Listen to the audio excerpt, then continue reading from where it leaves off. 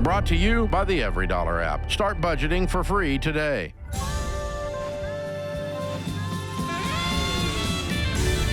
Normal is broke and common sense is weird. So we're here to help you transform your life. From the Ramsey Network and the Fairwinds Credit Union studio, this is The Ramsey Show.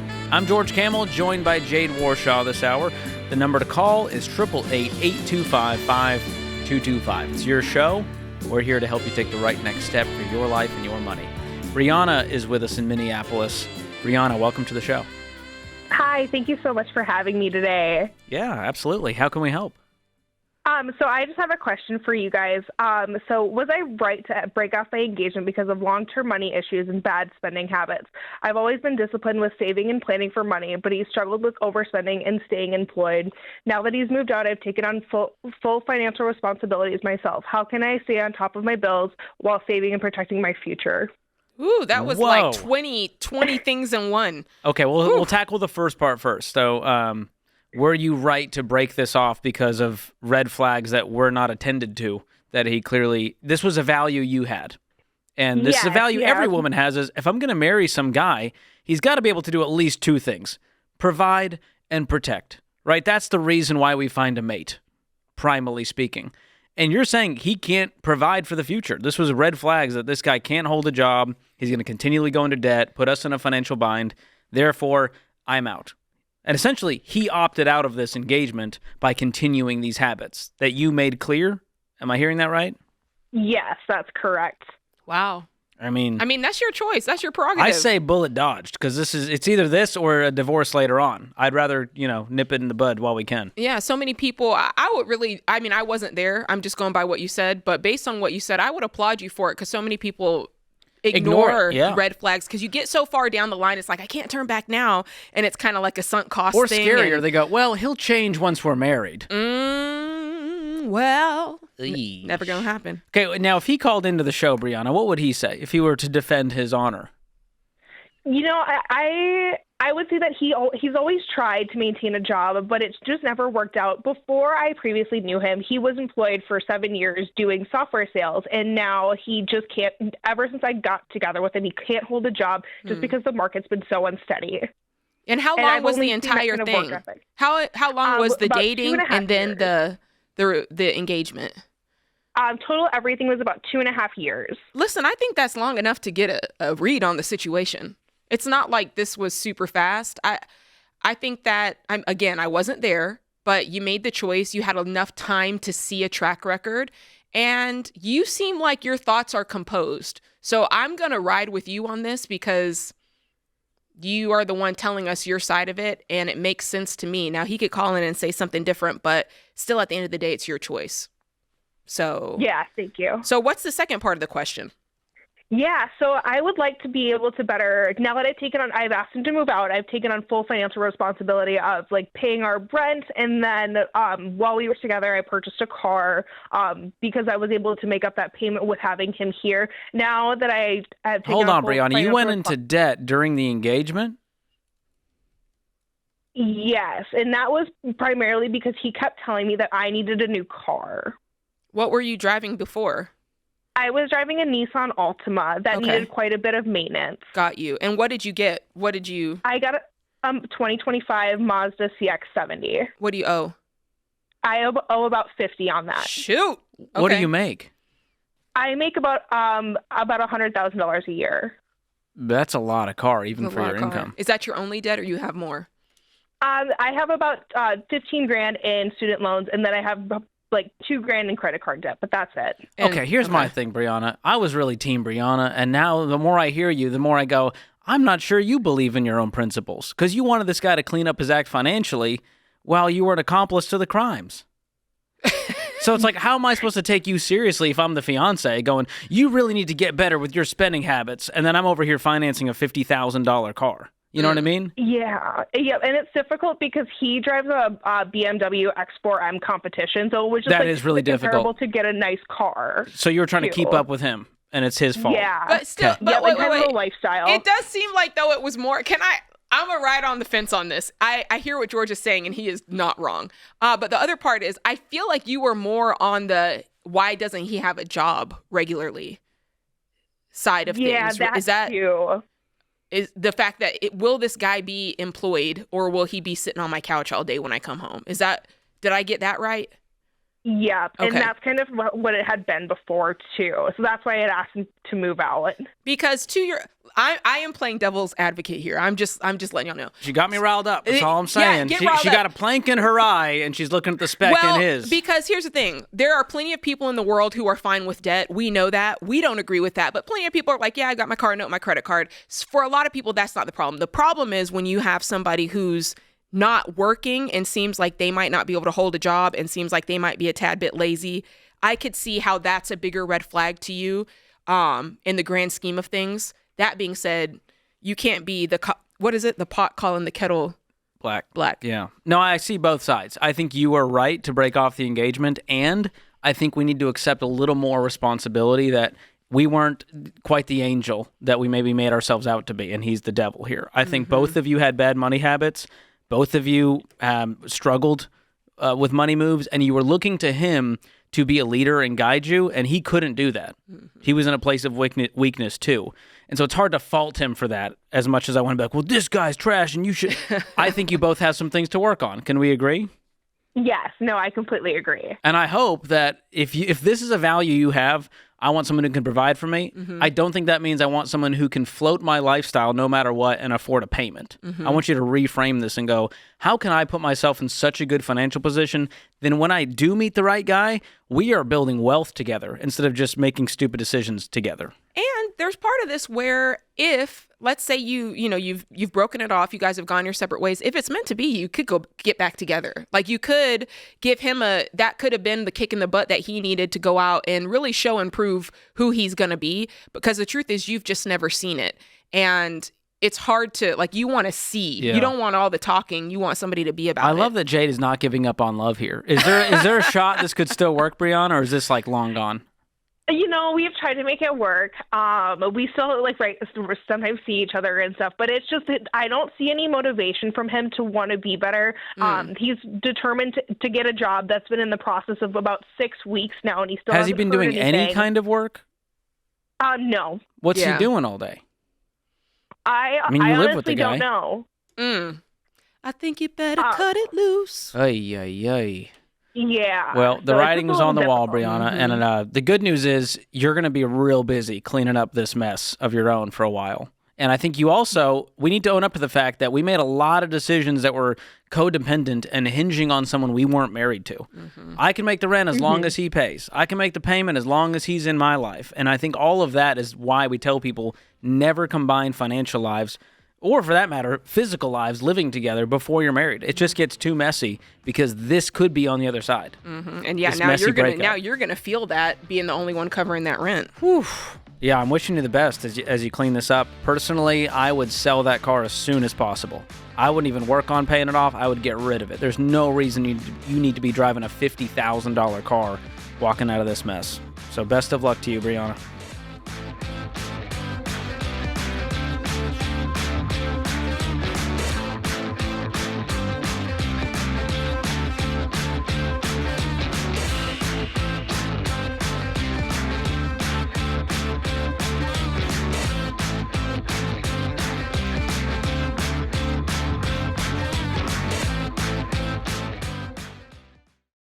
This show is sponsored by BetterHelp. All right, this time of year can be tough, so I want you to make sure you check on your friends and your loved ones and even reconnect with people you haven't talked to in a while. I recently called one of my childhood friends, and we had an amazing catch-up conversation. We laughed hard, and we talked about the struggles we've been having. It was fantastic.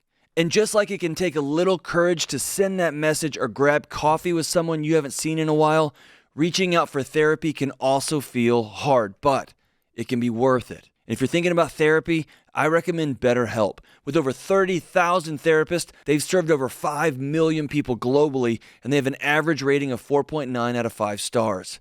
It's totally online, so it's easy to fit into your schedule. To get started, you just answer a few simple questions, and BetterHelp will connect you with a licensed therapist. If it's not the right fit, you can switch therapists at any time for no extra cost. This month, don't wait to reach out. Visit BetterHelp.com/Ramsey to get 10% off your first month. That's BetterHelp, H-E-L-P. paychecks.com/Ramsey.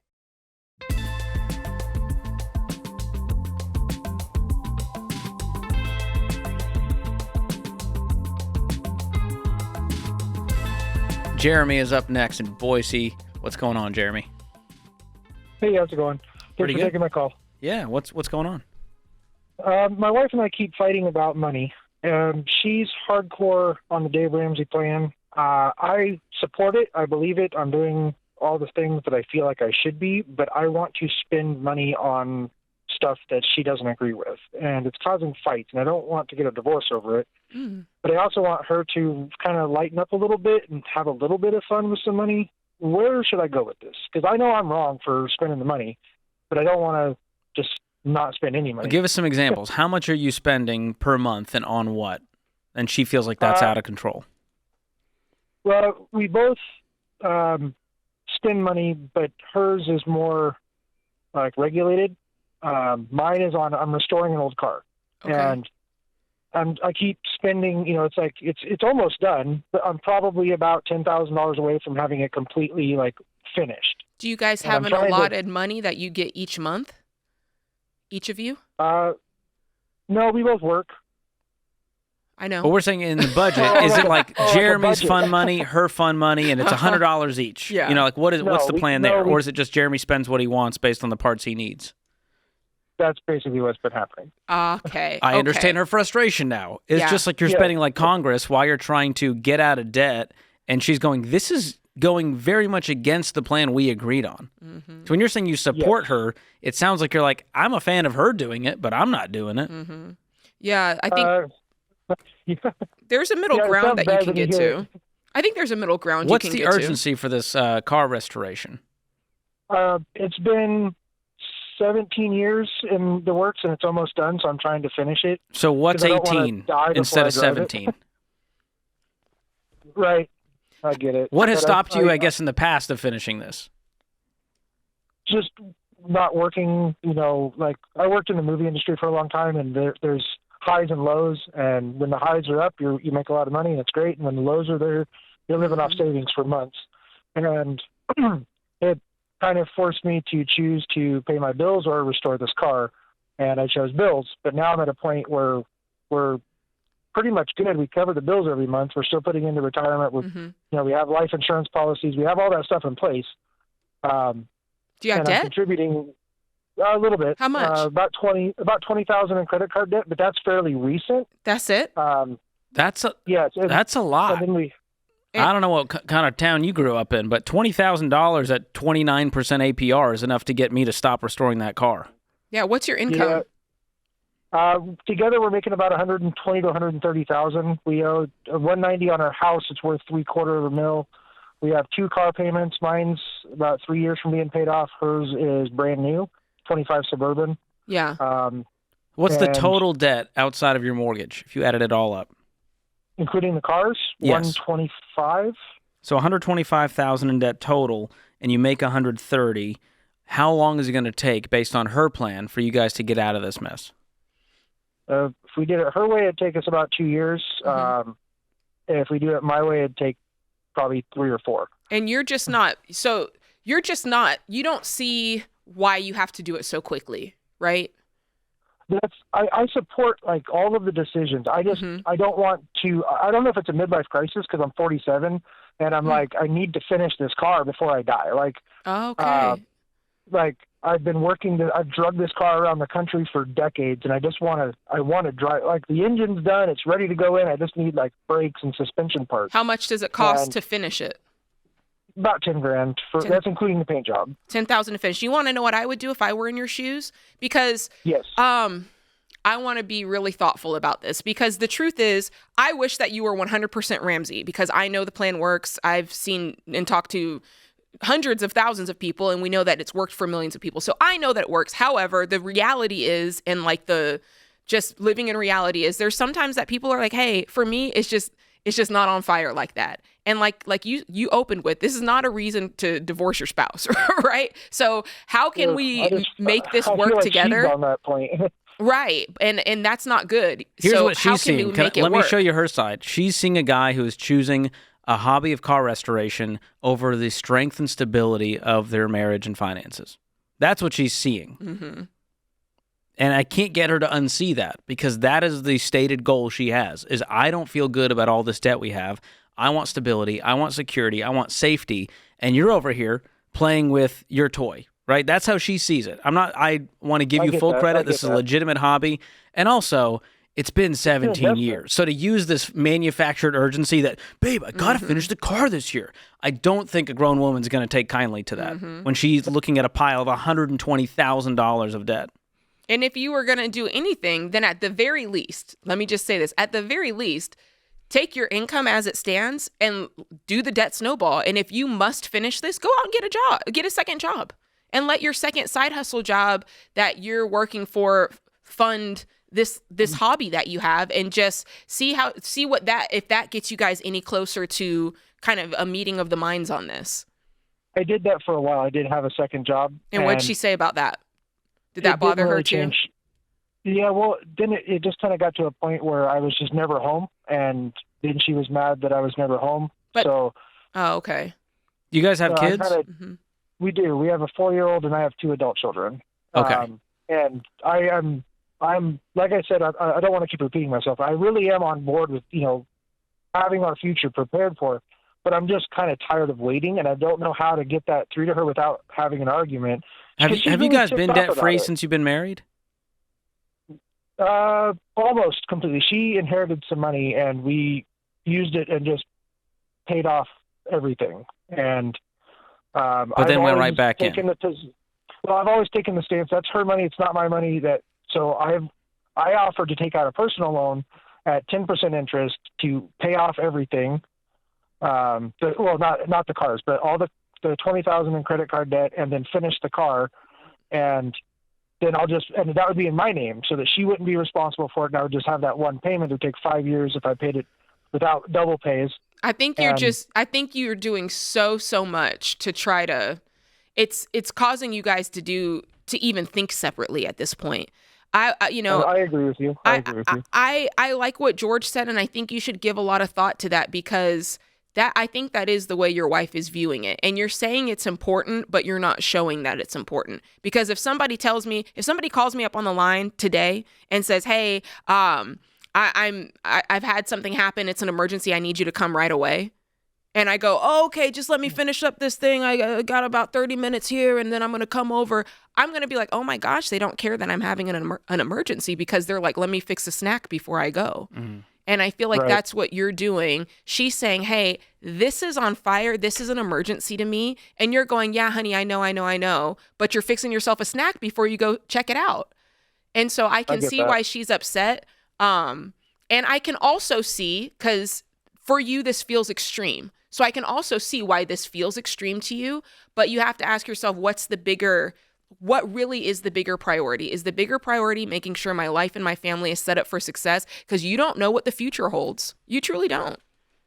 You could lose your job tomorrow. You could step off the curb and break your leg and be on work, on disability. You don't know what happens tomorrow. So I think that's what she's feeling. And we know the car will still be there, waiting to be worked on. And I know it's frustrating, but I would let that fuel the dream. And if you're not willing to do that, I would go, all right, well, I'm selling the cars then. If you want to expedite the process, you can do it by getting rid of these payments. Facts. What are the car balances?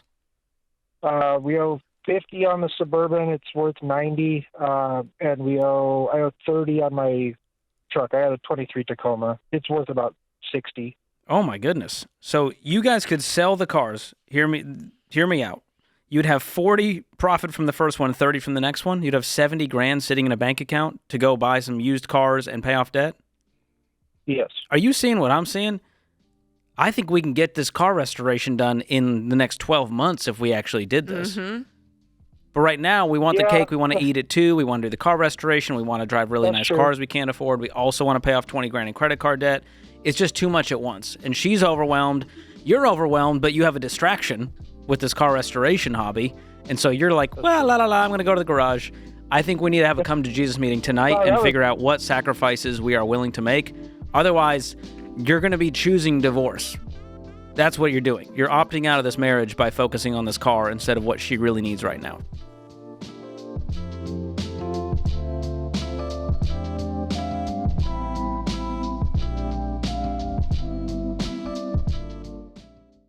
Hey guys, it's open enrollment time for health insurance. And if you have ever felt overwhelmed trying to figure out your healthcare costs, you are not alone.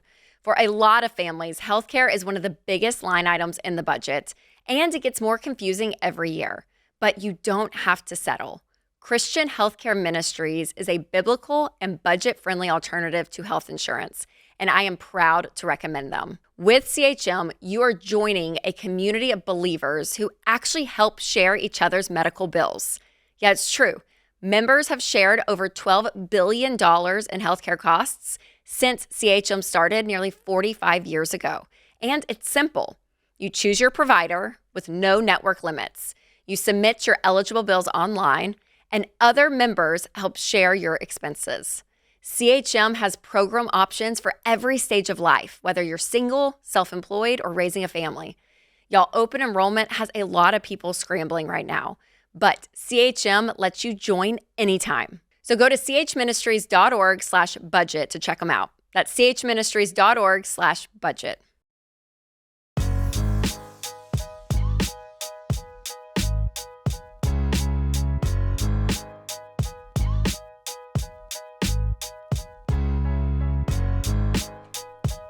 Kaylee is up next in Orlando, Florida. Kaylee, welcome to the Ramsey Show. Hi, guys. Okay, so I'll get to the point. I'm Canadian, and I moved to Orlando, Florida on a work visa. And when I moved, I bought a house with my mother in Orlando, Florida, and my dad was he's like risk averse, and he was against it kind of like the whole time in the beginning because he was just afraid like moving from country to country. He just didn't want any part of it.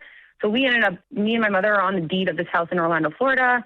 We were paying the mortgage, and then after a year, my mom convinced my dad to pretty much he had like U.S. money in his bank to buy the entire house, so we don't have a mortgage anymore. And then my question is, we kind of hit heads where like house taxes or anything that happens with the house, if we need a new fridge or like the roof or something, we still divide that bill by 2 between me and my mom. But I keep saying we should divide it by 3 since he owns majority of the house. So when we sell the house, he's gonna get most of the profit. And I love my parents, like we're amazing. It's just, I in my head, I think we should divide the bills by 3, but am I being a brat because I don't have a mortgage anymore? So like, am I just not being a good daughter and should do divide by 2? This is like a Common Core math riddle. This is real complex. What was the agreement when you guys got into the house? Did you both put equal parts for the down payment? 50-50 on the mortgage? So me and my mom both put $45,000 US.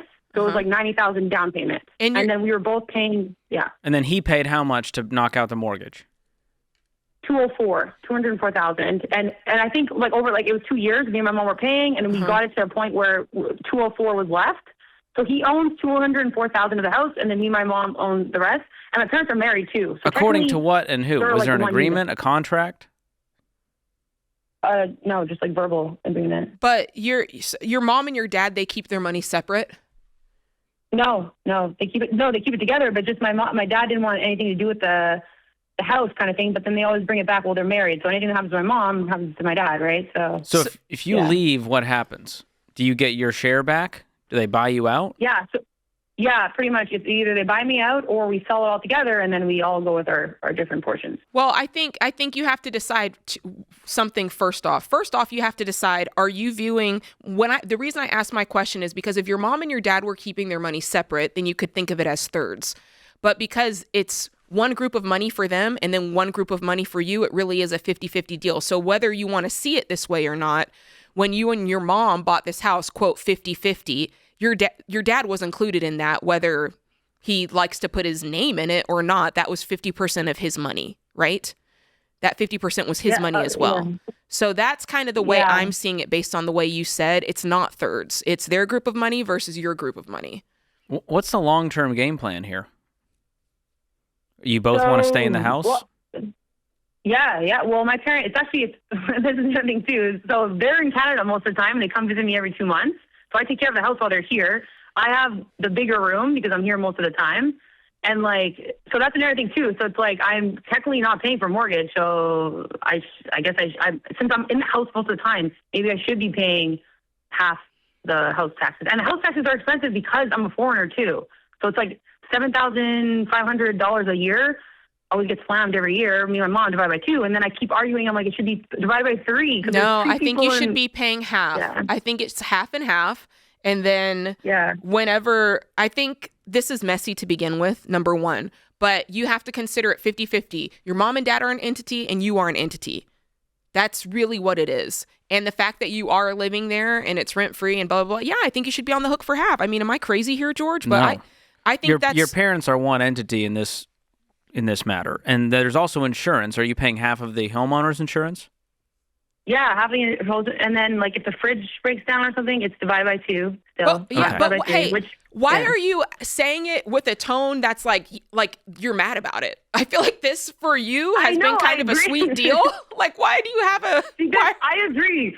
This is why I'm calling, because I'm like, am I crazy or am I not crazy? A little bit. Also, because I just think in my head, when we sell the house, though, they're getting the majority of the profit. Yeah, and I just feel like think you guys need things in writing, because so far your little verbal agreement handshakes have not worked out because there's zero clarity.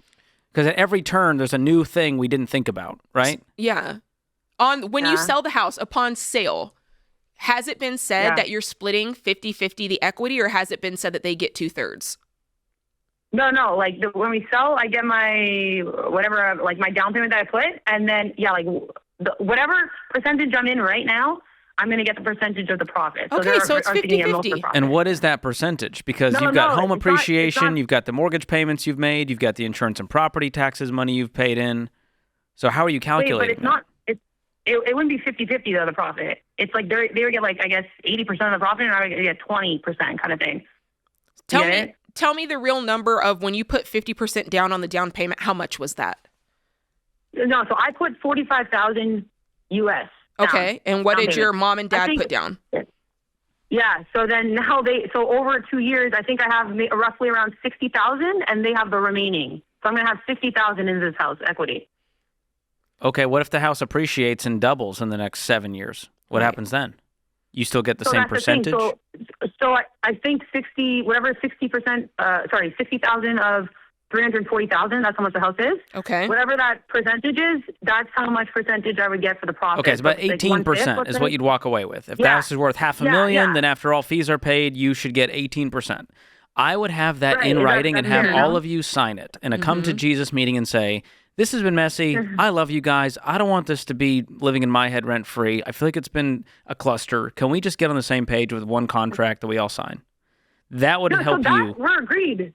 That's what we're agreed with. We're good to go. It's just I find the house, like living here with the bills and stuff, I was, I guess, not against, but I was just questioning it because I was like, well, wouldn't it be? Because if it's divided by 3, then I get to pay lower of the bill. You know? Why don't you move? Oh, okay. Why don't you move? Well, because I just moved. I just moved here. I know, but hear me out. You're so conflicted by this that you called in the show. You're bothered by the percentage that you have to pay. You're bothered by what you have to pay every month. You're bothered by the agreement as it stands because what George just said, hey, get it in writing that it's 18%. You're like, that's already agreed on. So you're just not happy with the deal as it is. So get out of it before it gets messier and messier and just say, you know what, we did this. I'm not sleeping well at night with this. It's causing something inside of me. I'm just going to move and get an apartment on my own and just be on my own. Fair enough. I mean, why not simplify your life? Yeah, well, no, because I do think I have a sweet deal, and it works out perfectly because they want someone to watch the house. You don't think you have a sweet deal. You don't. You called in saying that there's a problem with the deal because you're having to pay part of the taxes, and it should be 3 ways, and da-da-da-da-da. And what happens when you called saying that? Yeah, but I guess my question was, like, I just wanted your advice. Like, am I crazy for thinking that, or no? My advice for me to pay half? My advice is get out of this deal and go rent an apartment. How old are you? 30. Yeah.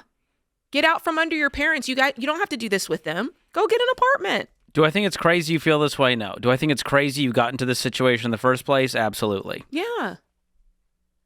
Well, no. I give you more context, too. Like, I'm on a work visa, right? So anything can happen. I have to go back to Canada, too. And I don't know. I think renting, for me, I'd rather buy something than to, like, because right now I'm not paying a mortgage. Really? Because buying is far more permanent than being a renter. Yeah, that adds a whole other layer of risk. If you can't work there anymore, but the house is still tied to you, and now you got to force sell it, or still make the payments, and you don't have the job, that's scary, isn't it? No, because we'll keep it as like a vacation home because we come often to Florida, so it was okay. And either who's way. going to pay And for the we're gonna stay vacation off home now? You're going to go, well, they're there more than I am. They go 4 times. It's like a timeshare now. This is really what this has become. And you're living there mostly solo, you said, right? Yeah. So couldn't they make the argument, well, you're there 284 days out of the year. We're only there 100 days. I think we should split it that way. Mm-hmm. Could they come back at you with that? Exactly. They might get you to pay more versus less. True. This could very much backfire. They're holding most of the cards right now as a majority stakeholder in this venture you signed up for. So that's why Jade's saying, hey, I would cut clean and go, you have some great equity now. You could get out with $60,000, use that as a down payment on your own place. You probably don't need all the space, right? Right. I don't think it's a bad plan to reset and go, all right, I'm going to let them buy me out. Do they have the money to buy you out without selling? Yeah. Yeah. I might offer that up as one angle to take. And if they're into it, I would cut ties and go, you know what? I shouldn't have bought family property across the world. That was a risky, weird move.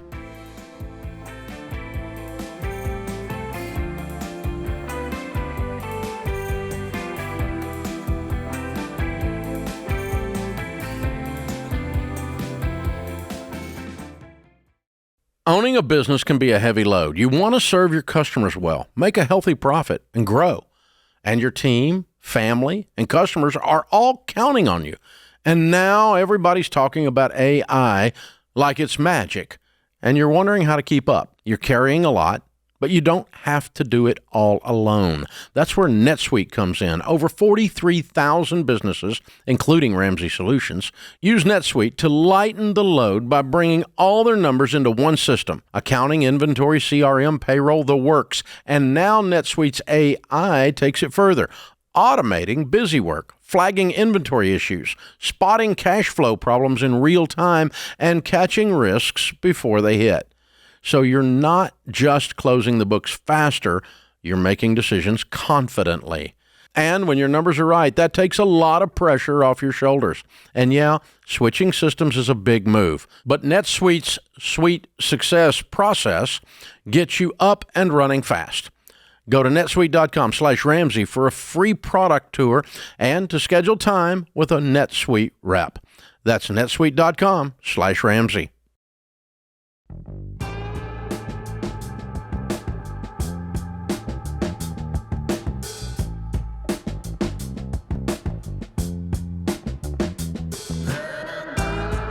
Today's question of the day is sponsored by YRefi. If you've tried everything to fix your defaulted private student loans and nothing's worked, YRefi can help. They build custom fixed-rate plans based on what you can actually afford. Learn more at YRefi.com/Ramsey. That's the letter Y, REFY.com/Ramsey. Not available in all states. All right, today's question of the day comes from Justin in Michigan. He says, I need help with my budget. I use the free version of EveryDollar, but can't seem to make it through the month without borrowing from my emergency fund, and then I have to replace the funds when I get paid. My budget reads like I have extra money each month, so I pay that to my Snowball, but should I skip a Snowball payment for 1 month to get a buffer in my account to not have to do the borrow payback thing each month between paychecks? Okay, so a couple things are happening here, I think, George. Number one, I think that you don't have a baby step one in place, which is $1,000, and I think that might be the buffer that you need. Possibly, it depends on what if this money is emergencies maybe he's borrowing or not. from his $1,000 emergency fund. It sounds like that's what he's doing. Yeah, he short $300, so he dips into the $1,000 starter to get by, then replaces it, and he just stays in this cycle. Yeah, which means then his budget's not accurate. Yeah, I would have a buffer in your checking account of $300, $500, depending on what your expenses are. I think that's wise. Because there's always going to be something unexpected. It was a little more than you thought, your groceries and things like that. It's variable, and so life might happen. But I do think there are some other money leaks happening that you aren't currently represented in your budget. So I think it's time for a little budget audit and go look at your bank statement. Groceries, food, gas, something you're spending more on than you think. Yeah, if the math's not mathing, then your line items are off. You maybe underestimated. You said, hey, I'm going to spend $500 on groceries, and you're consistently spending $600. Well, we need to switch some things around so that you're actually staying under the categories instead of going over. So I would figure out which ones are there. Maybe there's a line item you need to add that isn't currently there that represents that money that's kind of been leaking out, and that will help you get there. But I'm proud of you for even trying this and Yeah. trying to be aware of where your money's going. Most people just accidentally go $6,000 into debt over the year, and this guy's trying to get out. So good on you, Justin. Also, make sure, Justin, that you're tracking your transactions as they're taking place so that you can get ahead of this a little bit more. Because if you're tracking them, you can kind of start to see what's happening and maybe make some adjustments as you're going. Yeah, to where and you're in not the, having this in the issue. premium version of EveryDollar, there's an awesome paycheck planning feature which can show you visually when you'll run out of money based on when you have due dates for bills coming out. That's one of my favorites for people that are struggling with an issue like this. And there's a ton more advanced features we've been adding to make this way more than just our world-class budgeting app. The average person now finds thousands of dollars in margin in just the first 15 minutes with the new EveryDollar onboarding process. It's incredible. So start EveryDollar for free today. Get it in the App Store or Google Play. All right, Madison is in Sacramento, California up next. What's going on, Madison? Hello. I'm honored to be able to get your advice. But yes, I am 24 years old. My husband and I got married a year and a half ago, and we are on baby step number 4. So we have worked to pay off my student loans and a car as well. Awesome. And we have some about $20,000 saved and $25,000 invested. But I do have a dream to go back to school. But for me, it feels kind of like a step back in the, debt savings plan. So I wanted to get your advice because we also want to buy a house. We're renting right now. So I wanted to get your advice on what you think the next steps would be and what you guys feel is a good idea when it comes to going back into debt for school. If I do have a stable career that I could grow in right now. Well, I would never go back into debt for school. I'm all for you considering furthering your education if you were paying cash for it, but you've come so far. Why would you consider debt again? What does it cost? So it would cost around $50,000. And I agree with you. I don't like the idea of going into debt for school, but for what I want to do, I would need a license, and so I would need to get my degree in that field. Right, but can we cash flow it? Can we cash flow it? Is this a 2-year deal? How many years of school is this? This would be more around 3 years. 3 years. Okay, so let's reverse engineer it and figure out, okay, what is it going to cost per semester? What will it take for us to make that happen? Because remember, there before, you were taking all of your margin and throwing it at debt. What stops you from taking all of your margin and throwing it at tuition? Yeah, that's a good question. So I'm trying to figure that out. What do you make now? Together combined around $165,000 a year. That's an amazing income. Okay, and what do you personally make? I make $65,000. Okay, and you want to spend $50,000 on this program to get licensed to do what? To be a counselor. Okay, are you in the field right now, but you're not a counselor because you need the master's? Correct. Okay, have you looked at every single option at your disposal for what the most affordable route to go is? I have, yes. I've done a lot of research, but I also want to go to a school that has a certain accreditation so that I can be certified in multiple states. But I've also looked at working for a school where I could get it paid for, but I haven't gotten a job in that situation. So I'm still That's a kind of great looking idea. and browsing. I just feel like there's cheaper alternatives that can get you to the stream faster and without debt. That's what I'm all about. Because the truth is, never asked a counselor, hey, what school did you go to and what was the accreditation level? So I understand that you want certain licensing and all that, but I don't want you to over-index on the importance of the school that you go to. I want you to over-index on living a debt-free life so that you don't regret this later on. Because how much will you make as a counselor at that point? Will you go from 65 to 75? What's the upside here initially? So that depends. If I wanted to do a private practice, which would take a little bit more time, I could be making anywhere from 100 to 200. But I also, in my career right now, could probably grow into that as well. But I also want to start a family, so I don't know if it's worth it to go to school for that. What happens if you go $50,000 into mom? debt, get pregnant, have the baby, buy a house, and now you're like, I want to stay home. And now the math doesn't work. You see what our fear is? Like, I'm looking at your whole life and not just this one piece. And so I would sit down and go, we can't do all of this at once. We can't start the family, get the house, go to school. We got to figure out the priorities here. And if that's going to school, Right. then we're going to put all the ammo towards that and cash flow it and get the job and increase the income. But if it's not going to increase the income initially, I don't know that it's worth it right now. I might wait to see, let's get the home. That's really the goal. Let's start a family. That's the goal. And when I'm 28, we can reassess and I can always go get that master's. Yeah, that's good advice.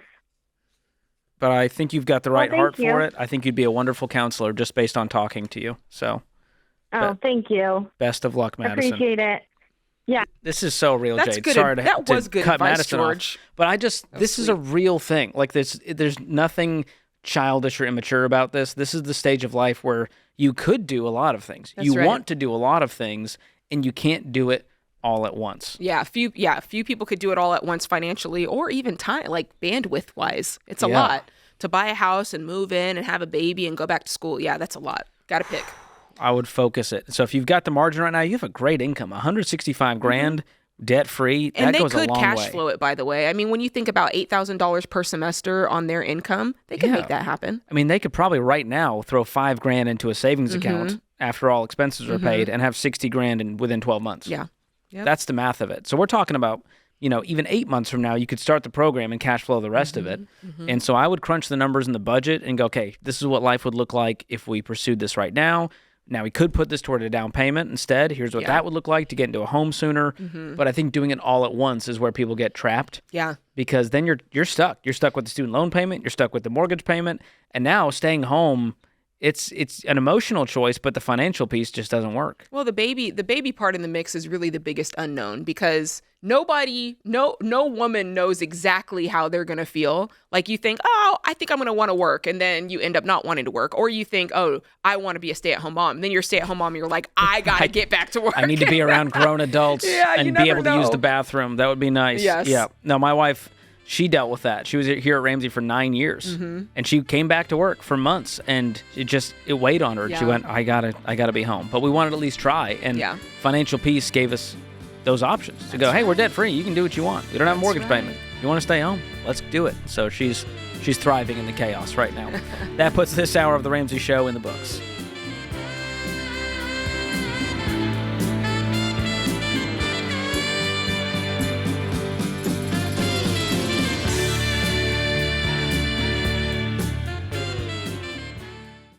Times are tight, and one of the easiest ways to save more money right now is to stop overpaying for your phone plan. Boost Mobile gives you one low monthly price, just $25 a month for unlimited talk, text, and data. And that price never goes up. With Boost, there are no contracts, and they're so sure you'll love it, they've got a 30-day money-back guarantee. So take the easy win and switch today at boostmobile.com/Ramsey. That's boostmobile.com/Ramsey. Restrictions apply. See boostmobile.com/Ramsey for details.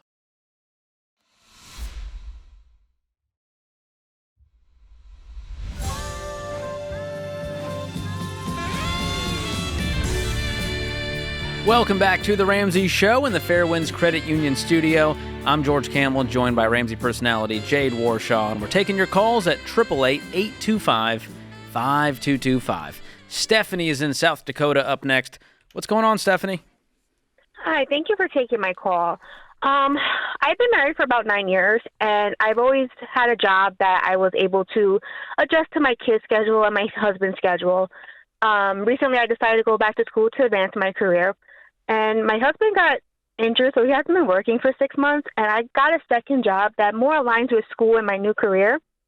So my husband's about to go back to work, and he informed me that he's expecting me to go back to my original field and work around him, essentially. How do I have that conversation with him that I hope that his new job can kind of correspond with what I want to do in the future? Wow. That's interesting. Is his request income based? Were you making more at the other job?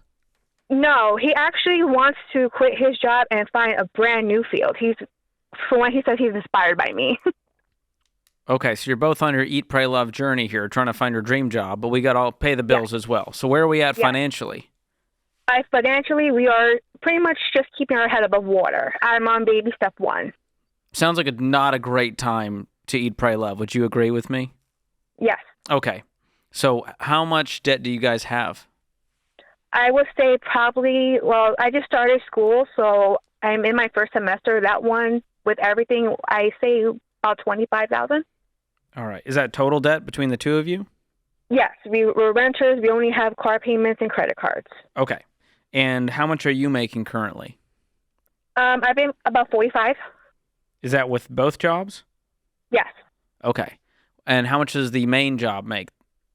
Close to 70. What happened to the 45? I'm confused now. I'm sorry. I make 45. He makes close to 70. Oh, he makes 70. From what he tells me. And but the job. I thought he wasn't back at work yet. He just started getting workers' compensation, so it's kind of evening out. That's how I got to baby step one. But what he wants to do is he's on a manager level. He wants to step down from being a manager, which I don't know what exactly he wants to do, but it won't be nowhere near what he's making now. Well, and that's his dream? Yeah, I guess so. Or is the dream a different field because the manager life stresses him out? So right now he's wanting to downshift, but long term he wants something different. Yes, but and he thinks that I need to support him and have an open schedule so he can find himself. But how can you? Because when George said, what does he want to do? You said, I don't know what he wants to do. How can you support something if you don't know exactly what it is? So that's my thing. Yes, the closest thing I got was that he wants to go back to school and be a barber. Okay, well, that's pretty clear. He wants to go back to school, be a barber. He wants to own his own shop? Or okay. And has he put in any numbers or timeline or anything around that? Not really. It kind of scares me, though, because with my school, I know, like, the first 5 years is, like, you don't really see a profit. Yeah. And well, you're probably renting a chair at first. You know, he's not just going to start a shop out of nowhere and be making bank. It's going to take time to build that up. And what's your dream? So right now you're in this career making 45. Is that the dream career that you're doing now? I'm staying in the healthcare field, but I'm making a little bit of switch with the degree I'm going for, medical administration. I should be able to have more opportunities. What does that mean? Like right now I'm a CNA, so to move up, I will have to get some CONUT license. With the degree, I can work as a scheduler. My dream is to be a nursing home administrator. Okay, and so how Go ahead. Anywhere between that, I'll be making way more than I'm making as a CNA. How much is way more? Nursing home administrator started at 90, I think about 90K. And what's the timeline on yours? About to get my degree, 3 more years, and then 6 months training, and then I can go into the field. Okay, so your dream is a 3-year and 6-month journey, and how much does it cost? Altogether, after student loans, I should have probably an extra 30 in debt. So you're saying you would have to go into debt to do this? Yes. On top of your 25, you're saying you would add to the 25 in debt, you'd add another 30 to finish the program. Yes. Does in his mind, does his dream require debt?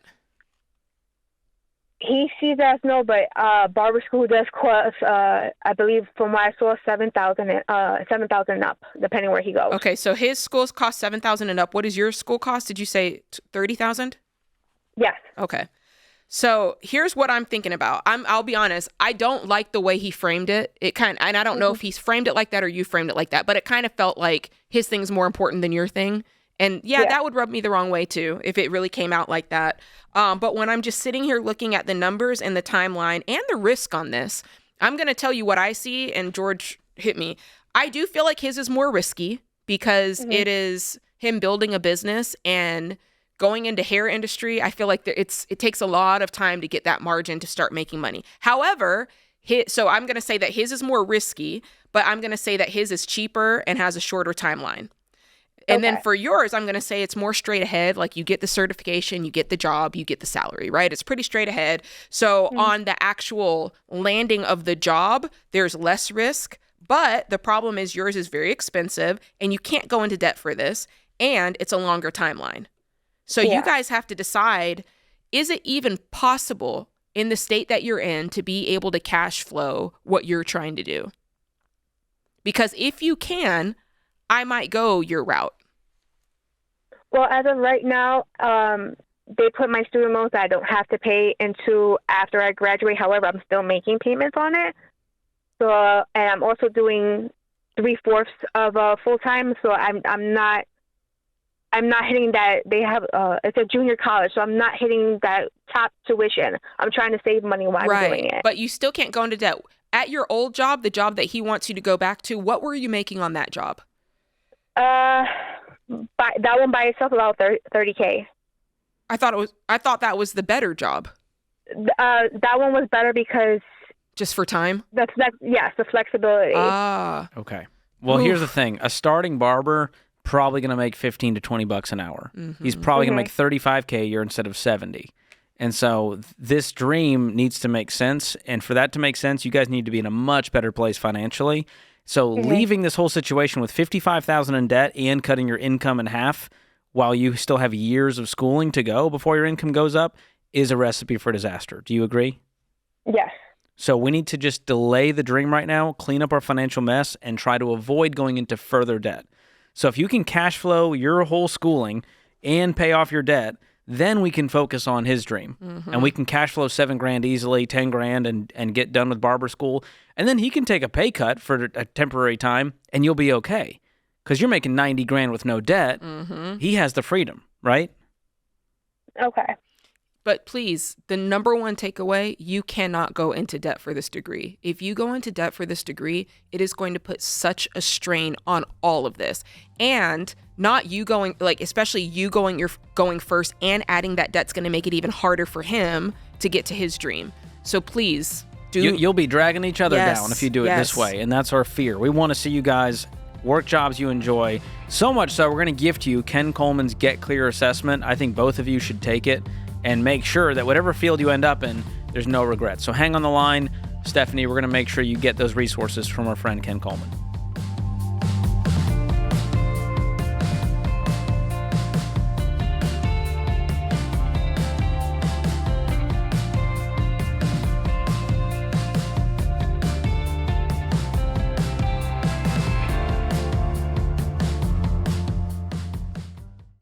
Hey guys, it's George Kamel, and I've got a hot tip to save you some serious cash this holiday season. Shop Aldi first. Aldi has everything you need for holiday get-togethers. I'm talking charcuterie boards, holiday sides, desserts, without the large price tags. You'll get fresh, high-quality food while keeping your budget off the naughty list, because Aldi has the lowest prices of any national grocery store. It's true. Families are saving up to $4,000 a year just by making Aldi their go-to, which means more money for stocking stuffers. So find a store near you at aldi.us. That's ALDI.us. Savings based on regional analysis of Aldi versus select competitors. Prices may vary by location, product availability, and the market.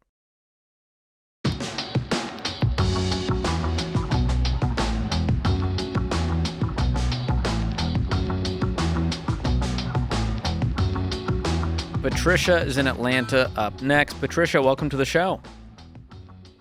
Thank you for having me. Absolutely. What's going on? Well, I am an 82-year-old widow, and my husband was a mattress saver. Oh, wow. He saves money. Yeah, money under the mattress. Okay. Wow. And I've got this hunk of money, and I don't think there's anything I can do with it. I'm afraid to try to do something with it. How much? It's over $100,000. Wow. How long was he saving that for? 25 years. Okay. Is that your only money, or is there other money? Is there any money in the bank? I have about 400 in CDs, and I bought my house cash, and it's about $425 now on a paid-off car. Mm-hmm. Okay. But I got $1,400 in Social Security, which is income, you know. And That's is that all you're off? living on? I'm sorry? The $1,400? Do you live solely on the $1,400 Social Security? I do my best. Wow. That feels tight. That's What are your yes, expenses I know every it's month? tight. Oh, just the regular utilities and homeowners insurance, car insurance, that type of thing. You know, just the regular day-to-day expenses that a person has. I don't eat much. What now? Can I just clarify, when you said 400 in CDs, $400, not 400,000? No, 400,000. Oh, wow. 400,000 in Okay, CDs. 400,000. So is that essentially your nest egg just in case, break in case of emergency? What are you using that for? I'm afraid to spend it, that I'll run out of money before I not here any longer. So you want to deposit the 100 in cash. What's the question? The question is, I've asked other people, and they say, if you try to just take this big chunk of money and put it in the bank or buy something with it, the Internal Revenue is going to come and say, where in the world did you get this $100,000 in cash? I mean, I don't think they're going to take you into a room and interrogate you. The bank legally just has to file a report. Anything over 10 grand, they just have to file a report saying that you deposited the money. They might ask you, the source of the funds. You can say my husband, saved cash in a safe for years. Mm-hmm. I'll be honest. It's not illegal. I care more about the 400K in CDs than I do about the 100K in cash. I'd love to see you invest that 400K. That way, if you want to draw a little off of it, you can, and you don't have to worry about it depleting. Well, the only thing with that is I don't know anything about stocks or anything or money market accounts or all those other. What if you had someone? What if you had someone who you could interview and then help you with that? Well, I probably would listen to them and see what they had to say for sure. Mm-hmm. Yeah, I think having a SmartVestor Pro would be good for you. And these are people that we vet and we make sure that they're good and that they can teach you and help you to feel good and understand, hey, this is what it is, and you feel good about the investment. It's not them just taking the wheel and doing everything for you, but it's you making sure you have skin in the game, understanding it, approving what's taking place. And that way, yeah, I mean, living on $1,400 is slim pickings. Yeah. So I think that way you can get a little live money. off more, and they can run the numbers for you and show you, hey, this is a conservative take on what you could withdraw from this without it depleting in the next 5 or 10 years. And so they can show you all the math. They're not going to put you in some risky single stock or crypto or something that you're not comfortable with. You stay in the driver's seat, but they're just educating you on what your options are, and then you make the choice. So that's what I would do. I would go deposit the 100 cash today, and I would make sure you have most of that money invested so that it can grow for you, because that 100K, as you know, has been eaten away by inflation. Mm-hmm. What you could buy with 100K back in the day versus today, it's different. And so you need that money at least growing at the speed of inflation, ideally more, to beat it. And so that's what we're advocating for. Okay, that sounds interesting. Head down to the bank with your winnings. Mm-hmm. I think they'll have a good laugh. Okay. If you say, well, my husband was a mattress saver, they'll go, yep, we've seen one of these today. Can you imagine That's right. stuffing a suitcase with $100,000 and just heading down to the bank? And you just stuff your duffel bag and just head on down. I got to know, was this mattress lopsided with all this cash underneath it? I'm hoping it was in a safe or something. That's ideal. But even still, the fact that you got to get into your car and drive with $100,000 on your person. I might have an armored vehicle for that. I would get a pit bull to walk everywhere with me just to be sure. Good luck, Patricia. Be safe out there. Brittany is in Idaho up next. What's going on, Brittany? Hi, thank you for taking my call. I'm trying to figure out what to do with my car. I owe about $12,600 on it. It's valued at $5,000 to $6,000 according to Kelley Blue Book. It needs some repairs currently, about $2,500. And at this point, should I voluntarily surrender the car back to the lender or keep pushing through and pay it off and get it fixed? What do you make? I make about $4,200 a year. 42,000, you mean? 42,000, yeah. Okay, you scared me. I was like, me too. Goodness gracious, Brittany, what's going on in your life? You're making $2 an hour out there. Okay. Yeah. Oof. All right, so this car, you're underwater on it severely. You don't have the money to do the repairs, and I've never suggested a voluntary repo, because here's the problem. They're going to sell it at auction and still come after you for the difference. So you're better off selling the car for what you can get for it and getting a personal loan from your credit union, because it's not going to really release you from your situation here. Okay. So how much money do you have right now? Saved, I have about $3,500. I'm on baby step number 2, and the car's my last debt. Okay, so you have the money to do the repair, but it feels like, is this worth it? Is that your issue here? Yes. Well, there's two options. One is you do the repair, you eat the cost, and hopefully the car runs for the foreseeable future and you pay it off. That would be nice, right? That would solve the problem.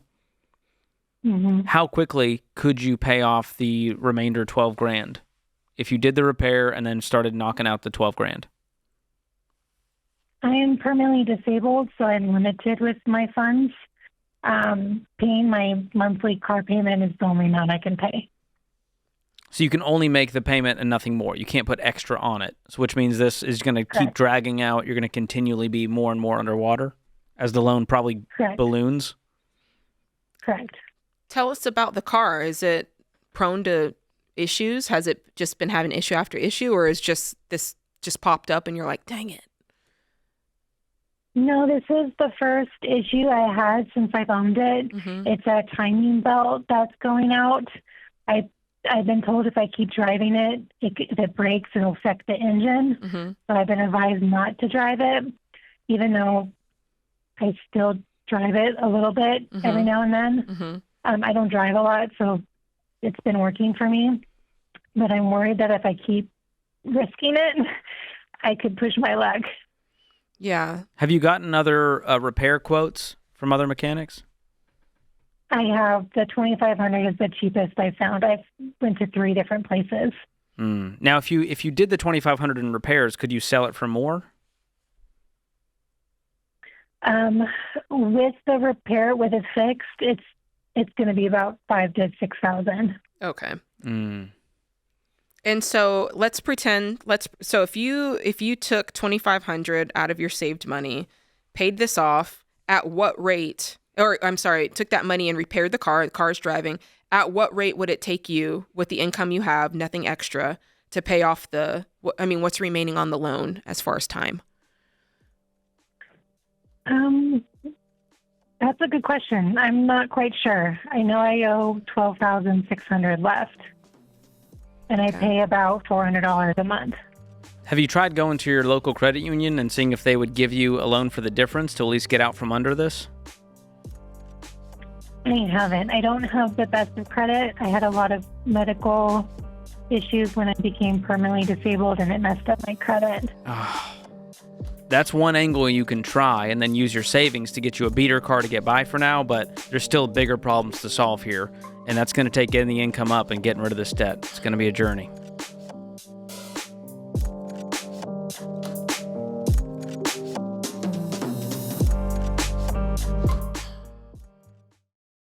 I've been doing this show for over 30 years, and some of the saddest calls I've taken are from situations that are completely preventable. Yeah, and what's so hard is I feel like one of those, especially the ones that I'm like, oh, it's terrible, are people that call in and their spouse has passed away suddenly and they don't have life insurance. We actually took a question of a lady, and she had 3 kids, pregnant, and husband didn't have life insurance. And I'm like, I can't even imagine. Or even if it was opposite, right? If a mom passed away, there's a dad with kids and trying to figure out, how am I going to afford childcare? How do I outsource some stuff that maybe she was doing? And it just takes the grief and the sadness of something like a sudden death to a whole new level. Like when you have to think through, how am I going to pay my bills? How am I going to eat next week? Yeah, the middle of all that grief. Like it's terrible. And so life insurance is the one thing, especially as a mom with 3 little kids, that I'm like so big on for people to get because it's inexpensive. Xander is the place that Winston and I actually get all of our life insurance, and we keep re-upping it because I'm like, I just want it there. Like there's something about that safety of knowing that you have money if something suddenly happens. And it doesn't cost much because Xander shops among a gazillion different companies. It doesn't cost much. You just have to admit that someday you're not going to be here. You got to say it out loud, and you got to say, I'm going to say I love you to my family by taking care of them and taking the time to put this stuff in place. It costs us stinking pizza. It really is. So that is one thing to do, to say I love you to your family. So we've used Xander for all of our family's needs for insurance for many years, including, of course, term life insurance. To get a free quote, go to 800-356-4282. That's 800-356-4282, or go to Xander.com.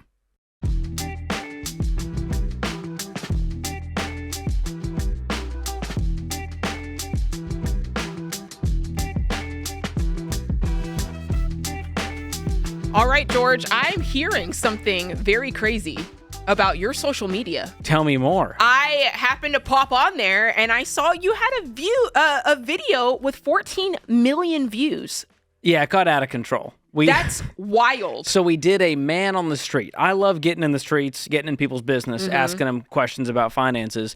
And we happened to be in Orlando recently, and I said, let's go to Disney. So we went to Disney Springs, and we asked people how much debt they had, and our team just clipped that on social media, and it blew up with a lot of feelings. I'm sure. And so I wanted to get your feelings about it and react to it in real time, if you're willing. Because there's some trigger words in here that I think you'll have some thoughts on. I'll be honest. Is it weird to you that I saw like the little icon on social and I saw the views, but I didn't actually watch the video? It's hurtful, but understandable. You're a busy woman. You don't have time to watch all my content. Okay, I'll watch it. Okay, let's watch it along with America, see what they have to say. Are you guys in any kind of debt right now? Mine's pretty minimal, I think. Credit card and a vehicle, probably about 60. And that's minimal to you? No, it's a lot. What's left on the car loan? 53. What are you driving? A 24 Toyota Tundra. How about you? How much debt do you have? Probably $75,000. Credit cards, and then a car loan as well. What's your car loan? Student loans, yeah. Like 60. 60? What are you driving? I was You terrible. rolled over negative equity, didn't you? Yes, I did. Yes. Honda Pilot, 25. What's your car payment? $1,200. How about your car payment? $982. I mean, you're just giving away the income every month at this point, right? Yeah. Yeah. How much student loans we have left? I probably have $100,000 in student loans. Okay, add it all up in your head. I think we're doing this for the first time. How much debt do you have total? I'm gonna say at least 180 grand. Can you tell me, did you guys pay cash for the trip? For half of it. The other half is on what? A Disney card. The Disney credit card. What do you get for putting it on the Disney card versus any old other card? It has 6 months special financing, so there's no interest for like 6 months. Okay, so is your plan to pay it off in 6 months? That's Yes. the plan. Yes. That is the plan if we can do that for sure. Yeah. That doesn't instill confidence. You're like, if we, because otherwise it's gonna like crank up to what, 29% APR or something crazy. Right. Yeah. Absolutely. Do you guys have any debt right now? Yes. How much? My student loans, they're about 100,000. Oh, what was your degree? Business administration. How much total do you have in debt? Probably around 128,000. I'd say total. Do you ever feel like, I'll just die with the debt? Like, is there a game plan to be like, I'm going to pay this off in 3 years? Or is it just kind of like, I'll make my payments? It's gonna be probably in about 15 years. I'm assuming I'll get it paid off. I don't know. How old are you now? I'm 22. Oh man. Okay, so much to unpack. And that was just 1:49. The video is 15 minutes. If you want to watch the whole thing on my YouTube channel, George Kamel, we'll put a link in the show notes. More juicy stuff where that came from, including a guy who was, let's say, under the influence when he took out a car loan. Wow. Oh wow. Yeah. Wow. Yeah, the interest wasn't the only thing that was sky high that day, Jade. Listen, I'd rather be able to blame it on that than me being in my right mind going into $60,000 of debt and a $1,200 payment on a Honda Pilot, George, of all things. So there's a few things I want to point out that were said. So number one, the justification language. Well, it's minimal. Well, it's 0%. Well, we had to. Right. There's all the justification language that we hear on the show. I hear it in the streets. And I don't know if it's people, there's some shame and guilt around it, understandably. So you make yourself feel better by saying, well, it's only 20 grand. Right. Those words bother me because I want them to feel the weight of it.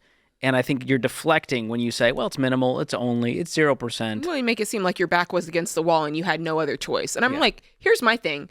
If you were going to go into debt, did it have to be $60,000? There's plenty of great $30,000 cars out there. I'm just saying. That is true. And then the other part that shocked me was I'm the first guy making you do the math on what you actually owe. So I ruined a lot of Disney dreams that day. Yeah, the comment section, I didn't realize this, but they're like, these people are out here trying to have a good time, and George is ruining their day. The guy in the poncho, when you told him that his interest was going to crank up to 26%, did you see his eyes? Like the look in his eyes? There was a sadness. I don't know if it's because just a grown man in a poncho at Disney is just a sad sight anyways. Yeah. But the fact that he was like, yeah, I mean, I hope we can pay it off. Like he did a 1,000-yard stare into another life he's dreaming of. You brought him into, hello, darkness, my old friend.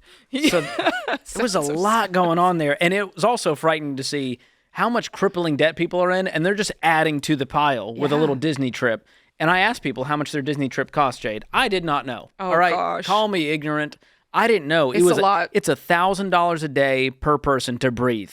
Yes. In Disney. Yes. And this is not a knock against Disney. It's a wonderful experience. It's magical. I love Disney. But the idea that you're going to go another $6,000 into debt or put it on the Disney credit card because they've convinced you this is the smart way to pay, it boggles my mind because they're going to add that to the payment when they get home on top of their $1,200 car payment. Yeah. They got a Disney credit card payment to make. How can you even enjoy it in the That's what moment I'm knowing saying. that? I'm like, I can't be the one ruining your enjoyment. Your decisions have already ruined the enjoyment. It's like eating a meal knowing you're going to get food poisoning.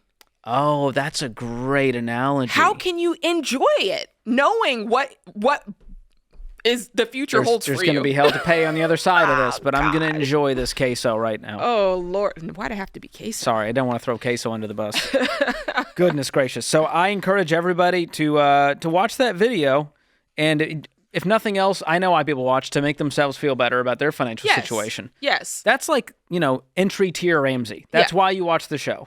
Yeah, you can go, look at this guy. I hope you go, you know what? This makes me want to fix my situation. I hope so. And then third, you actually do the stuff and you want to send it to people to see this is why the Ramsey plan is so important. You know? So wow, well done, George. This is why I go into the streets, in the rain with the umbrella. I really sacrificed for the content that day, but it paid off. So thank you to everyone who's is why I go watched into it, the shared streets. it. And just know my heart is not to shame people. My heart is to bring some awareness.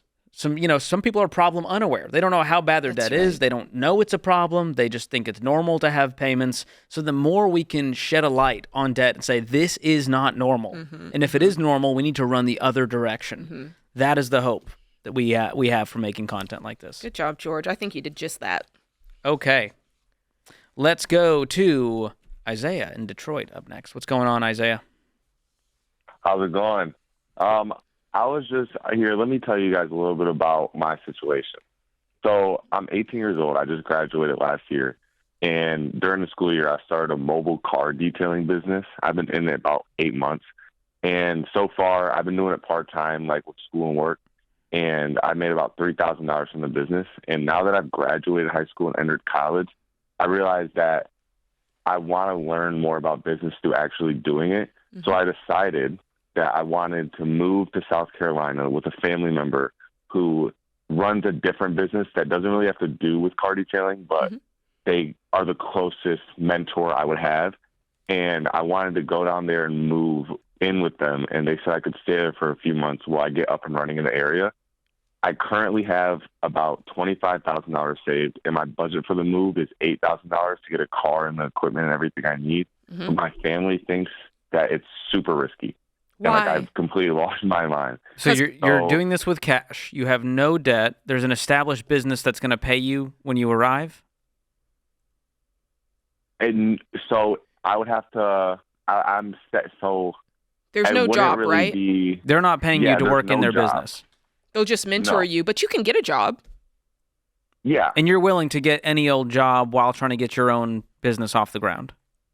Yeah, 100%. I actually really like this. I think that school will be there. It's not going anywhere. Yeah. College, like, what were you going to college for anyway? I was going to college for business management. Yeah. I mean, that degree is going to be there. I love on-the-job training. Like, I love the idea that somebody would mentor you who's starting a business. Are they successful, this person, or is this their first go-round too? Yeah, they are pretty successful. They rent out beach supplies, and they've been doing that for a good couple of years and have made a lot of money.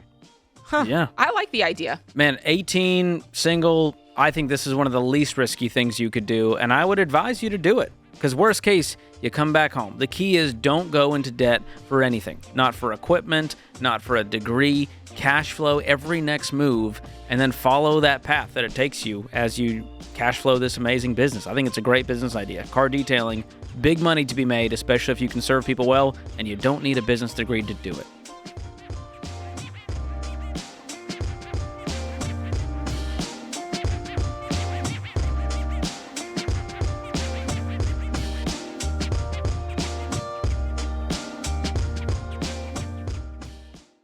Hey guys, George here. You know I hate debt, and that includes sleep debt. I've been there. Fatigue, low energy, brain fog, and that's why I switched to Casper. My Casper mattress helps me sleep easier, cooler, and deeper. And now every bedroom in my house has one. On top of that, Casper ships free, comes with a 100-night trial, and if you don't love it, they'll come pick it up. So let's ditch the sleep debt and build sleep wealth. Go to Casper.com/Ramsey and use promo code Ramsey for 30% off all mattresses and up to 35% off everything else. That's Casper.com/Ramsey, promo code Ramsey. Exclusions apply.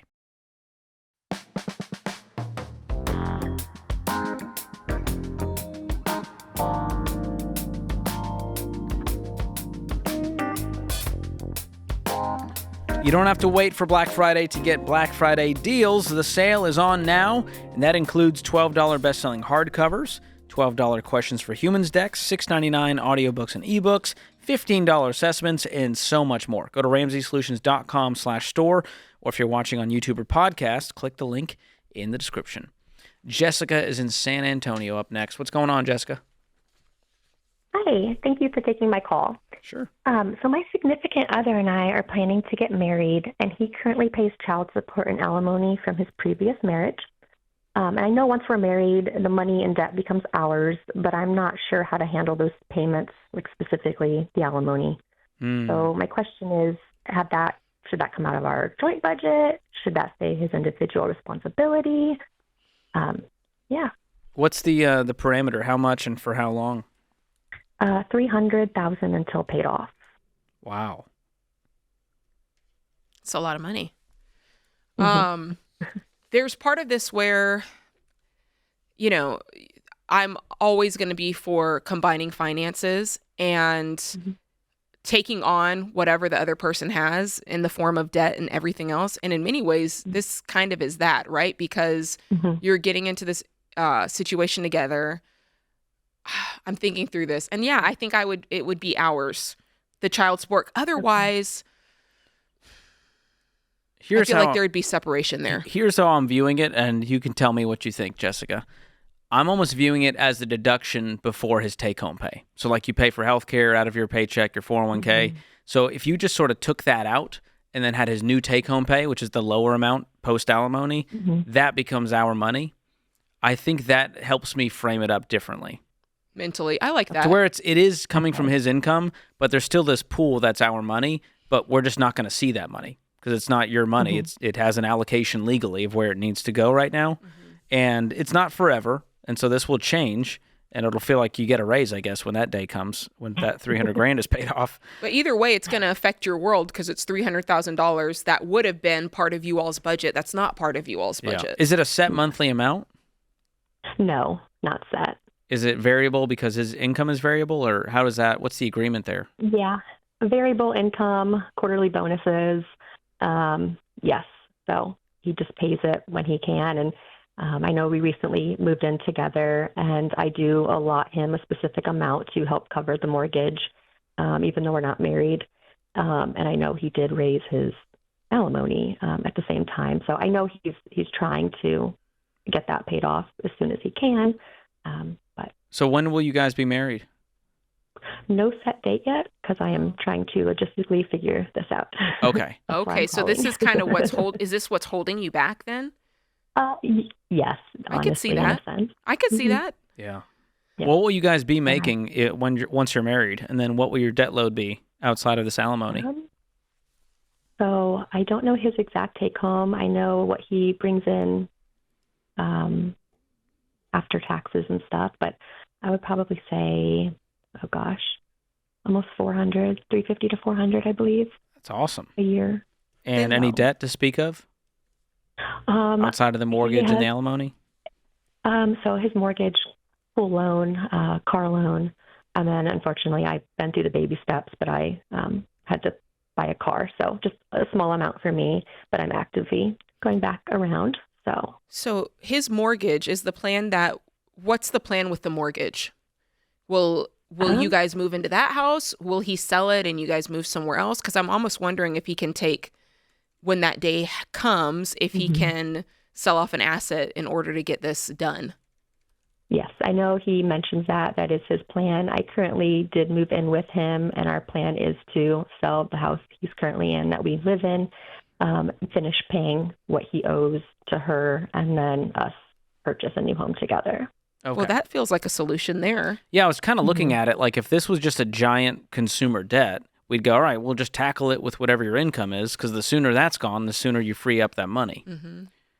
So I think that's a good plan, and I think it will unify you guys as a couple as well to just go, all right, this isn't how either of us pictured it, but we have a $300,000 debt we need to pay off on top of our car loan and credit cards, and I hope it gives you some onus to get rid of your own debts faster, because the sooner you're on the other side of all of this, the more wealth you're going to build together and the more options you're going to have. Okay. Yeah, that makes sense. Thank you. Yeah, absolutely.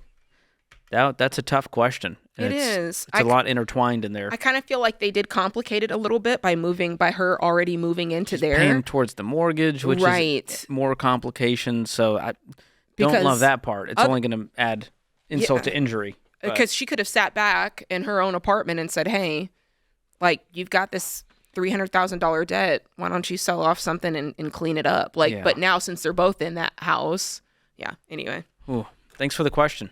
Mary Kate is in Phoenix up next. What's going on, Mary Kate? Hey, how's it going, guys? Thanks for taking my call. Absolutely. What's your question? So this is an interesting one. I just started listening to the show a couple weeks ago, so I literally just started going through my debt, starting to pay off my debt. I paid off my car, which was the first kind of lowest debt that I had. Got into a car accident last night and totaled my car. Oh, my goodness. So, yeah, that was Are you okay? Kind of a bit of a surprise. Oh, totally fine, yeah. And thankfully wasn't the at-fault driver, but, bummed that I just paid off my car and then I just got totaled. So curious to hear what you guys think about this. I kind of know I'm guessing I know where you're going to lean, but don't have the money to pay for a car outright right now. So I was potentially thinking of taking on debt to buy a car and then wait for the payoff from my insurance company, which is probably going to be between $30,000 to $40,000, and then just chuck that at the debt. Make sure I don't finance a car for more than that amount. Well, how long until they write you a $35,000 check? Yeah, that's what I don't know. I'm guessing. And will they provide a rental car in the meantime? That's my question. Yeah, I think they will. I can also pay for that out of pocket and then get reimbursed for that. It's probably going to take about a week until I could get a rental car, but I kind of need one right now. Why would it take out of pocket? Why would it take a week to get the rental car? From what I understand, I've never been in an accident before, so this is all very new to me. But from what I understand, the insurance company needs to wait for liability to be confirmed from the police report and things of that nature. Well, could you rent one on your own dollar for that week or whatever and then switch to theirs? That's probably what I would do. I would not go into debt on a car and, be at the mercy of the insurance on a car payment that's got interest that's accruing and everything like that. Sure. Okay. So you've already filed the claim that night? Yep. Okay. Has the adjuster inspected? Yes, I did last night. They're inspecting it today or tomorrow. They towed it to the car body shop, and they should be inspecting it today or tomorrow. Okay, because I'm thinking most people will get that insurance check in about 7 days, so I don't think it's going to be a super long time. I would just get whatever rental you can right now, and I would also check with them before you do any of this. Say, hey, I need a car right now. What are my best options?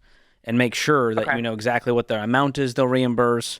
How soon, all of that. Get all the facts, but I would not go jump into, go to the dealership and say, hey, I need a brand new car. That's what most people do when they total their car. They go, woohoo, I won the lottery. Time to go get a $50,000 car loan. Spend more than the payout. And they say, well, I had to. I had to get a new car. Totaled mine. What are you going to do? And that's how we have, a middle-class America that's broke. So I hope that's not you. You've done so well that I'm like, why go backwards into debt even for a moment when you can avoid all of it? Okay. So wait to have that payout in hand before I do anything, basically. Yes.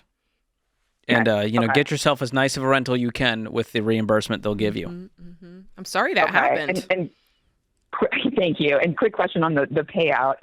That's not like a taxable event or anything, as long as I use it for the purchase of a new vehicle. Is that right? Yes, because you weren't making money here. This was not a money-making scheme where you sold the car for more than it's worth. Insurance is valuing that car at what it was valued when you wrecked it. So nothing to worry about there. So if I get a $40,000 payout and I go buy a car for $20,000, You can do that. Pocket the remaining 20. Okay. And if you have debt, I love that plan for you. Because if you had sold that car for That's 40 what I'm and used thinking. 20 of it to buy a car, that's your American right. And I would honestly do that if I were you. If you've got other financial goals, other debts to pay off, it's only going to, make your life simpler. And a $20,000 car will get you real far these days.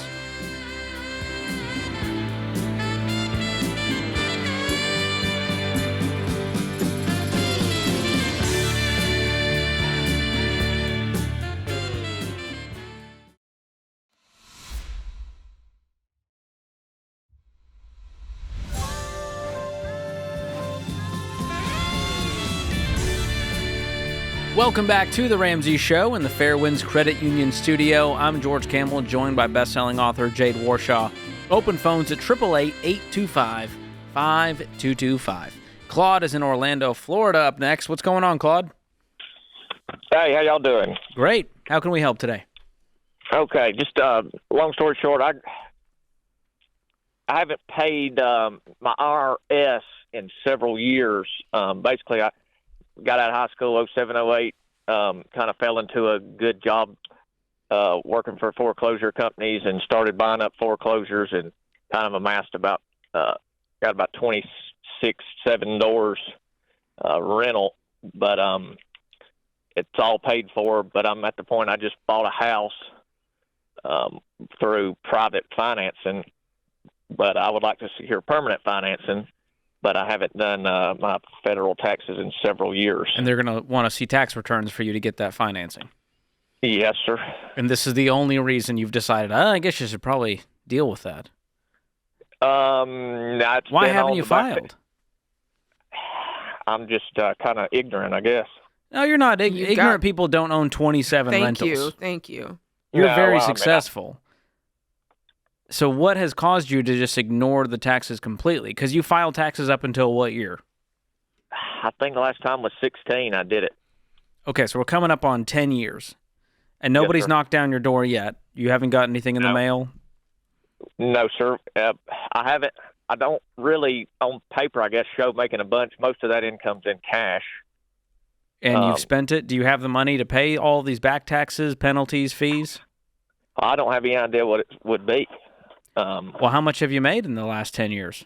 I mean, I'm anywhere from $10,000 a month to $15,000 a month, just depending on. I mean, I got a lot of irons in the fire. So you're talking about making 150 to 200 grand every year for the last decade.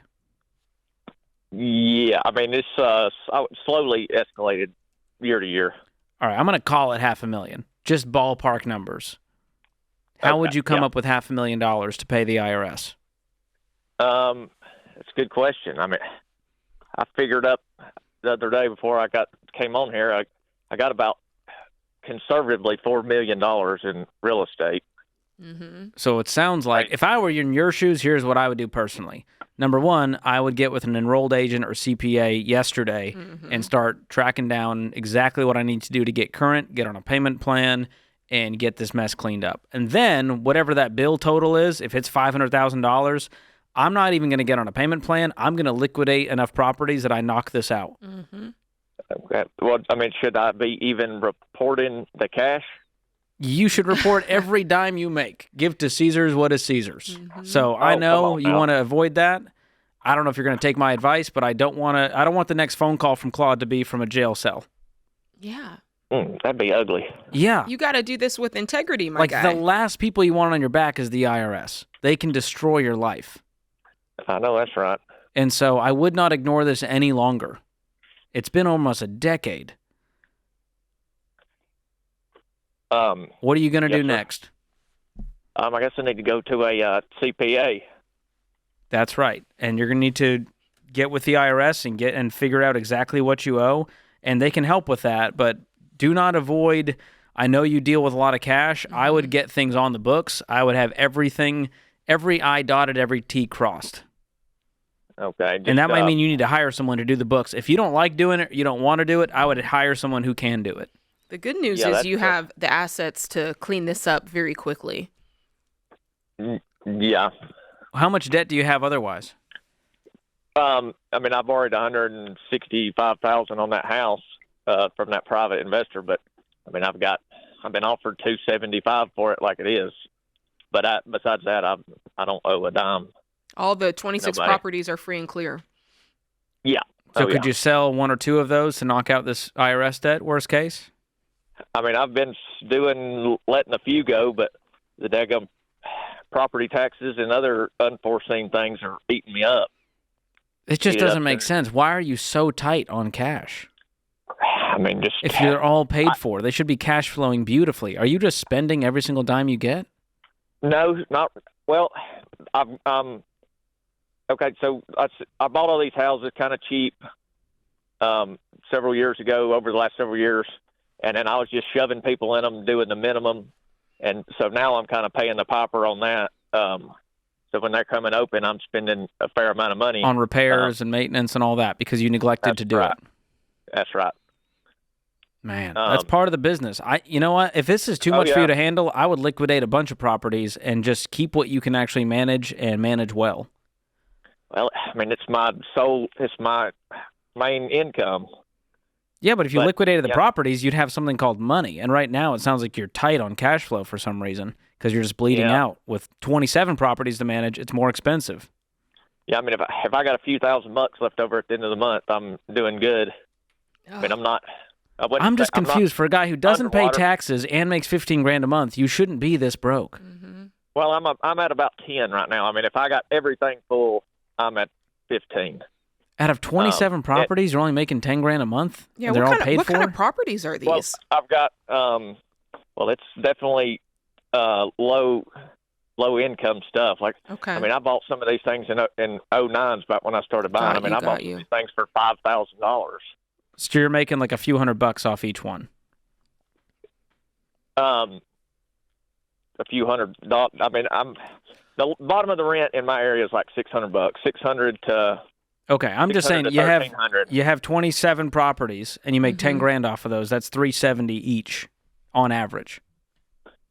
Yeah, and I've got like 5 empty right now. What would you got it some look vacancies like? Too. What would it look like if you sold a couple of these low income properties and got some nicer properties where you can garner a higher, a higher rent and still pay for them fully in cash, and then instead of having 26, maybe you have 10.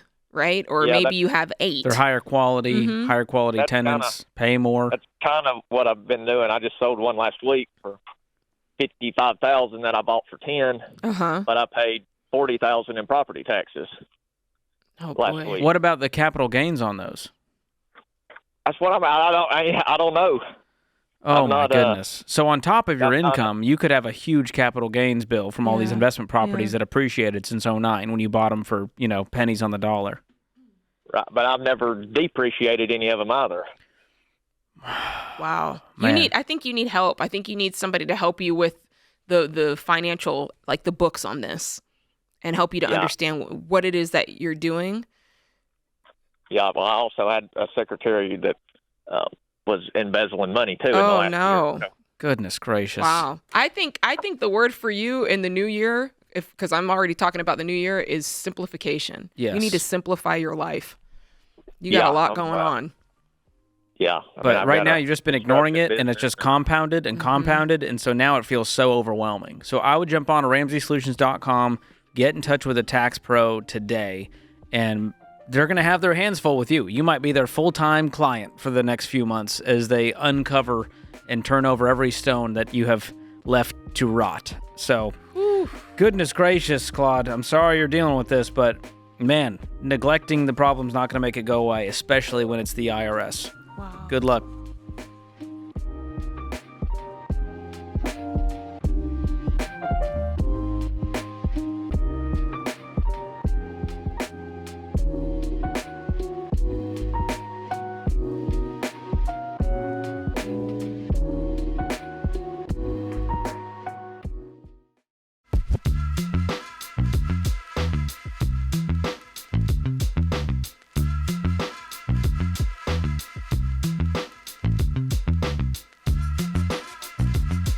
It's that time of year. In a few weeks, we're going to be doing a special giving edition of The Ramsey Show, and we want to hear stories from you about how you have given generously this season. Maybe you've tipped a waiter or a waitress $100 or bought Thanksgiving dinner for a family who couldn't afford one. Maybe you've blessed someone in need by giving them a car, doing something outrageous. Maybe you've been on the receiving end and you had your life changed or affected by someone who gave generously to you. We want to hear those stories. Dave Ramsey and I will be doing that giving show, and it's going to be a lot of fun. So go to RamseySolutions.com/ask, A-S-K, and put giving in the subject line. We do this every year at Christmas time. It's one of our most popular shows, very heartwarming, coming up December 18th. So start sending in your stories of giving today, and let's celebrate living like no one else so you can give like no one else. Sydney is in Columbus, Ohio, up next. What's happening, Sydney? Hi, guys. My husband and I are trying to figure out how to financially approach our home. We were given lead orders by our state health department. We're mandated to hire a lead abatement specialist to do some actually relatively minor work around our home. And the bill is going to be about $30,000. Oof. Wow. Yeah. We have 5 young kids, 7 and under. We definitely don't have $30,000 laying around. Mm-hmm. And the state's giving us a year to come up with the money, get it done, or whenever they deem necessary, they could force us to leave our home that we own. Mm-hmm. So we could get a home equity loan. It's a kind of hefty payment, but I'm not sure we really have any other options. What do you guys earn? My husband pre-tax was $58,000 last year. And are you working outside the home? No, I stay at home with the kids. How many kids and how old are they? We have 5 kids, 7, 5, 3, 2, and 6 months old. Oh my goodness. Now, are you needing to do a full abatement? Have you checked on that? I mean, we have the orders that the state gave us. There's, a whole list of things that, they give you what you need to fix and the control options to fix it, that sort of thing. Okay. And have you got multiple quotes? Yes, they're all between $29,000 and $33,000. So I'd kind of run this backwards. I mean, if you said 30, that's right in the middle of the road. So I'm thinking, okay, I have a year to do that. I have 12 months to do this. That's about $2,500 a month. What can we do to bring that money in so that we can have this process started in time? So as it sits, after after your bills are paid, how much margin do you have to go towards your debt or whatever your financial goals are right now? Maybe a couple $100 a month. Mm-hmm. Like a couple hundred, like 2, or a couple hundred, like 5? Maybe 2. Okay. It's not a whole lot. What does your husband do for work? He's a mechanic for a neighboring county for the highway engineering department. And what's your house worth if you were to sell it? We have up to, close to $200,000 in equity. And that's but with the the problem mold? is getting someone to buy it. Yeah, is that with the lead? What would it be worth with this lead issue going on? I mean, it's actually about $30,000 less. Okay. But the problem is getting someone that would be willing to buy it, because the lead orders aren't with our name, they're with the address. So whoever would buy it they'd be in the same position that we are. They would be forced to hire a contractor and do the work. Right, but that would be an incentive that you would have in the sale. Like that would come from you. That's what I would think. You'd lower the cost by that amount, knowing they're going to have to deal with it. Uh-huh. That's why we said less $30,000 in the equity. Well, we did talk to a realtor, and when we bought the house in 2021, we got a 4% interest rate, and given the equity that we have, it's not likely that we're going to find anything even remotely affordable with how interest rates are now. Understood, but there's also you would have. I want to reset where we're at. The problem is you need $30,000, and there's going to be limited options to get it. And I'm taking debt off the table since you called in, I have to take debt off the table. I don't want you to go into debt. I don't want to make this worse on you. So that means that we have to consider the options. And I'm not saying that that's the option you have to choose, but the options we have in front of us right now are, what can we do that's going to find us $23 extra per month? Is it something that you pick up in the night? Is it something that your husband does on the side? Is there overtime? That's one option. Another option is, okay, we could sell this house and then take the money, park it in a high yield, maybe rent for a while, or move into something smaller while we save up to buy something again. This is a bad break, no matter how you slice it. I have to say that this is emotional. We're talking about your home. We're talking about your family. There's no side of this that is good or convenient, or like, it all sucks, right? So I'm just trying to give you options that won't put you later in a suckier position, because that's what'll happen if we add debt to this. When was the house built? 1895. You're serious? Yes. Oh my goodness. It's an old farmhouse. Okay, I just did it on a quick search. Have you heard of the Ohio Lead Abatement Tax Credit Program? Yeah, our county didn't apply. That's a large part of our frustration, is that all the grants that are available for lead abatement are county by county. And our county just actually today confirmed they didn't apply because they didn't think it was worth it. And now we're just out of luck. And now it's too late. Wow. Yeah. And they won't apply later either. We've gone that route too. We've contacted lawyers, we've contacted realtors, we've contacted state health department, local health department, county commissioner's office, senator's office, state rep's office. So you've done your homework on that end. Some form of assistance. Yeah. Is there a world the counties where around us want to help us, but they're not allowed to give us any grant dollars. Yeah. Is there a world where you could work at night, or your husband could take on a side job or do some extra mechanic work on the side to come up with this money? I mean, that's pretty hit or miss. My husband's on call 24/7 for the county. So he has to, if he got a second job, it would have to be under the understanding that he has to With leave some when the county flexibility. calls him. So it's kind of tough. And we live pretty rurally as well. Yeah. And what do you guys have in checking and savings right now? We have a little less than $300 or $3,000 in savings that was supposed to insulate our basement for the winter because it's pretty cold. And is it safe to live in this house? Let's say you do stay for the year while you come up with the money. Yeah. It's safe to live there? Yes. Huh. Is there any way that you can file for some sort of extension or anything like that? I'm sure you've checked into that. Yeah, the extensions, it's every 90 days up to a year. So essentially our first deadline comes January 1st, but they'll give us the extensions up through September.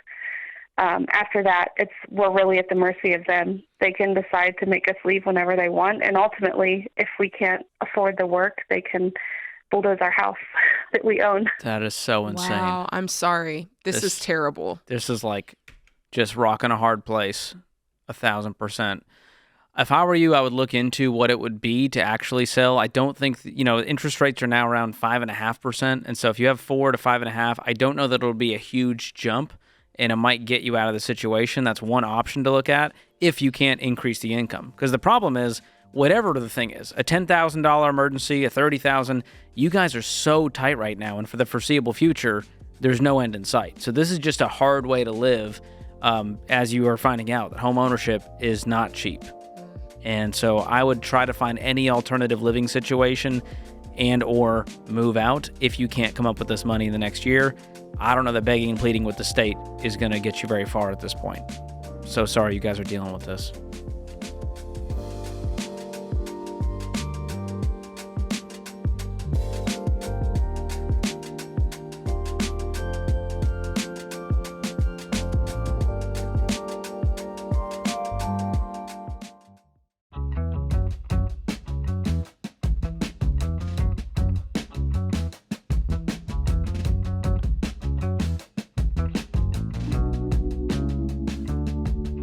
Welcome back to the Ramsey Show. Big news from our friend Jade Warshaw. Her new book, What No One Tells You About Money, is on pre-order right now for $24.99. You get over $100 in free bonus items, including the enhanced audiobook read by Jade herself, early access to the ebook, and instant access to an exclusive video, Your Financial Checkup with Jade. Plus, she's doing a book club with a live Q&A. Who That's doesn't love a correct. book club? It's for 3 weeks. You can get access to all of that when you pre-order today, RamseySolutions.com/store. Click the link in the description if you're on YouTube or podcast. Very exciting. All right, Tim is in Houston up next. What's going on, Tim? Hi, guys. Just kind of a real quick question. So we've got a destination wedding coming up in about 6 months. And best price is about $2,500 to go there, hotel, rent a car, pet sitting, food, and that sort of thing. However, right now, it's not like we're totally broke, which we're not, but the problem is that I really don't think that this is a good thing for us to do at that time. And I know that the people that invited their lifelong friends, love them to death, I know that they would be devastated. Tell us more about your financial situation and why you think it's not a good time to spend this money. Okay, it kind of goes back about, I guess about 6 years ago. I'd been involved in aviation for a number of years, and I saw new technology pop up. I took it to my company vice president, and I said, hey, look, I'll get my commercial drone license. We'll do this, that, and the other. And I ended up spending probably out of my own pocket, because I wanted to also do this as a profession, about $100,000. And I went into debt about $40,000 on unsecured loans. Mm-hmm. And then the shutdown hit us. And I was out of work. I had to do engineering consulting on the side. Fortunately, God saw my dilemma and said, look, I'm going to put you here as an engineering manager. And my wife, who came alongside, she said, we're going to buckle down. I'm going to get hold of Ramsey's consulting group. And so we brought a consultant on, and about 6 months ago, we paid off all of our vehicles. We have 2 vehicles. That's gone. All of our credit card debt has been wiped out. Great. We owe about a little under $90,000 on our home. It's probably worth $450,000. Okay. And have you saved up any money yet? That's the big thing. So me personally, I've had some health things hit me. I had an accident. I had 3 surgeries, prostate cancer, blah, blah, blah. I'm sorry. I was almost blind in one eye and couldn't see out of the other one, so I had to have cataract surgery. Wow. Have you managed to stay debt-free through all of that? Well, my wife really likes to travel. So she's also booked some vacations, and we would get ahead and then back. So where are you now? Yeah, how much debt do you currently have, and what do you guys currently make? So this is going to sound crazy, Hit but me. I bring home a little over $11,000 a month, which is a pretty good chunk of change. Yeah, but tell us how much debt you have. Well, right now we just paid off our last vacation. We've had some things hit. Tim, bringing the total one-word to... answer. How much debt do you have outside the mortgage? You have $90,000 on our home. That's it. That's it? No consumer debt. No consumer debt. Okay. Okay. You were making it seem like, Tim, that You're you gonna guys bury in some bought secret. like you bought a theme park and you did all sorts of things. Can we agree Well, we're not going to go into any more consumer debt for any reason? Well, let me just say that we just took on a $13,000 repair to our house. But I thought you said the only Did you debt was cash flow it? $90,000. What do you mean took on? So, yes, we did take that on. As a it's gonna HELOC? It's going to be about $800 a month out of our pocket. Tim, you just told us you had no debt. Well, I'm sitting here looking at my notes. So $13K. You have $13,000 in debt, and you have Anything nothing else? in savings. No cars, no nothing.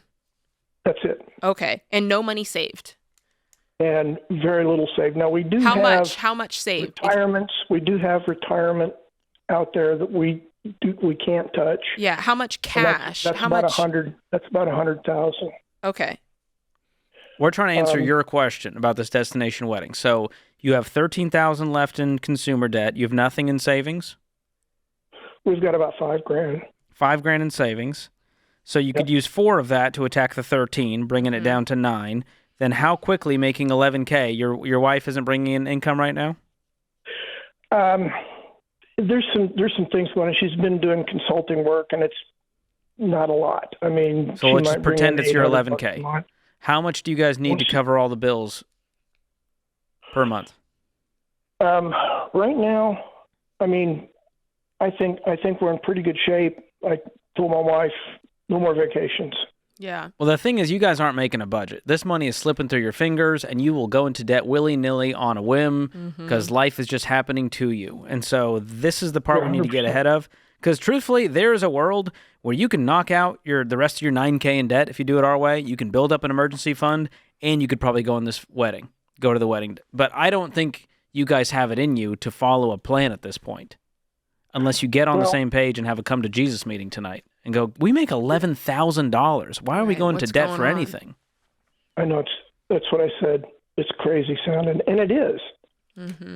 But it's you guys. It's you guys choosing, and there's some behavior that has to start happening in order for you guys to right this ship. And that choice is yours. You know the plan. You know what the steps are. You've done it before. There's something there that's a blocker for both of you going forward with this. Yeah. Could you scrape together $4,500 a month, Tim? $4,500 a month out of your income to throw at the debt? Oh, we'll get this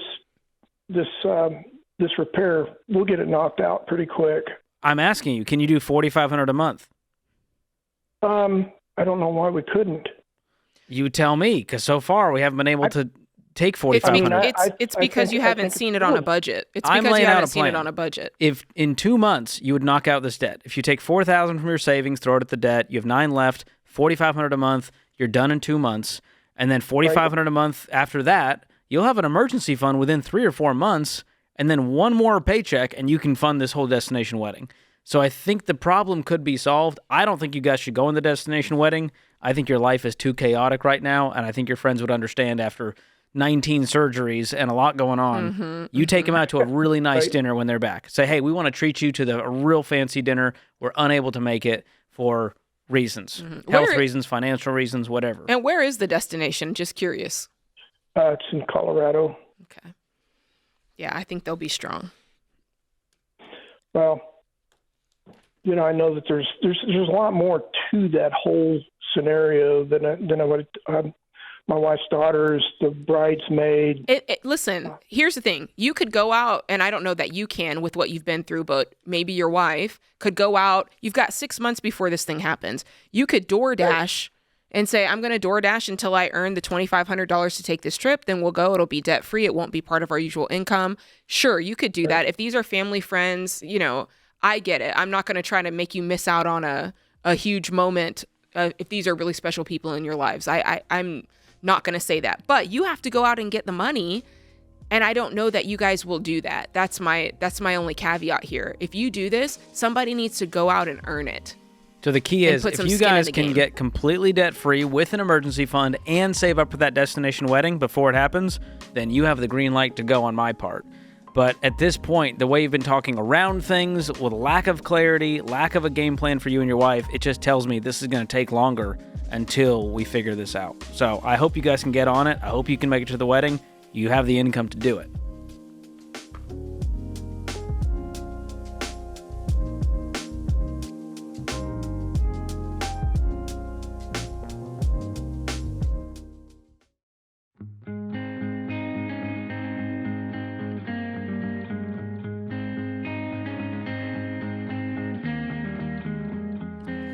Our scripture of the day, Matthew 7:2. In the same way you judge others, you will be judged. And with the measure you use, it will be measured to you.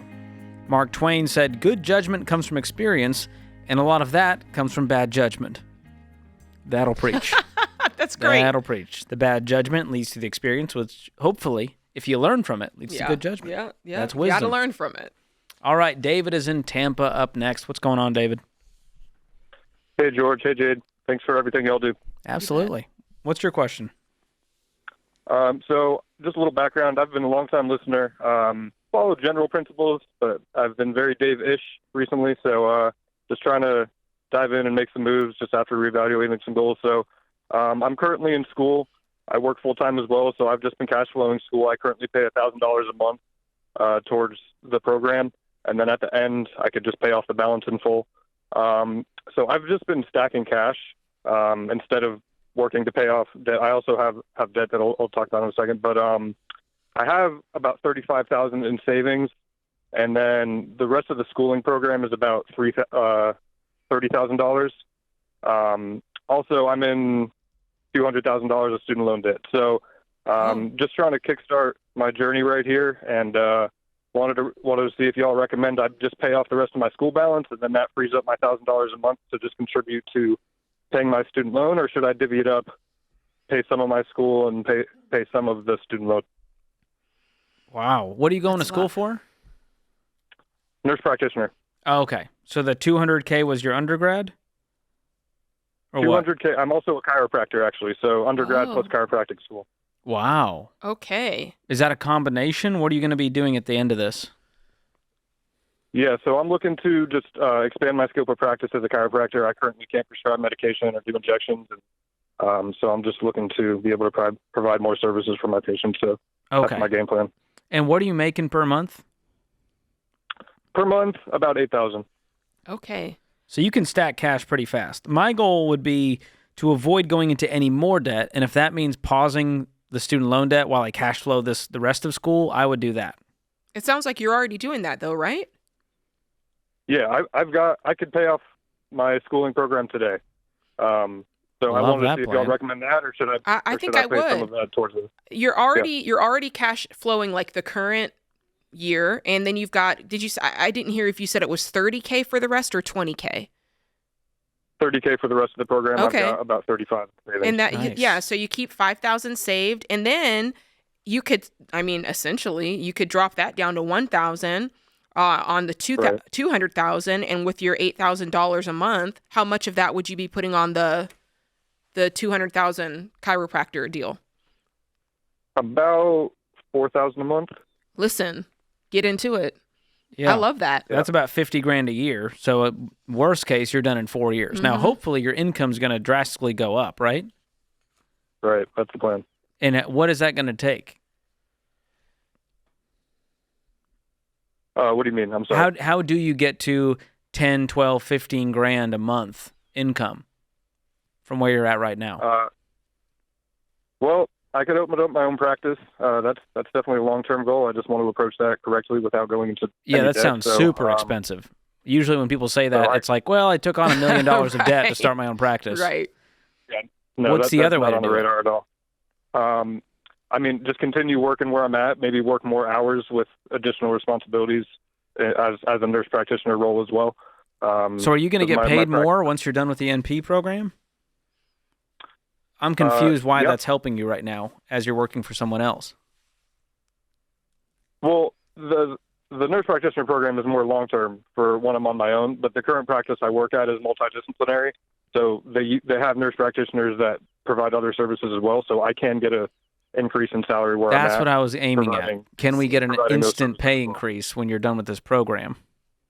Right, because I'll be able to provide more services. Yeah. The goal would be to knock it out even faster than 4 years. And if you stay focused, keep living like you are now, keep living on less than you make, you'll get there. But I like the plan of, when is that $30K due that's left for school? Is that a per semester payment you need to make? Oh, no. That's not due until January 2027. Okay, great. Because I'm if it's not due yet, I would wait until it is due. Okay, so you recommend I just hold on to that for now? You keep it in a high-yield savings account, and then when the payment comes due, you'll know you have the money. As long as you won't go spend it elsewhere. But you recommend I don't just pay it all off today? Well, I hold on mean, to is that it until when you say it's due? Is it just the payment is due? It's not a debt currently. No, it's not debt. It's just a payment plan, and Okay. then at the end of the program, then you just pay off the rest in full. So I'm just paying $1,000 a month. Right? Is there any? Can you Is there an garner any incentive? incentive to pay it early? If you said, "Hey, I'm going to pay this all cash up front," would they give you 5 or 10% off, for example? I'd ask. I've not asked that, but I can definitely ask that. It's worth looking into. I'm looking for any way to make this cheaper and make this go faster, but you're on the right track, man. You're doing a lot of things right. I'm proud of you.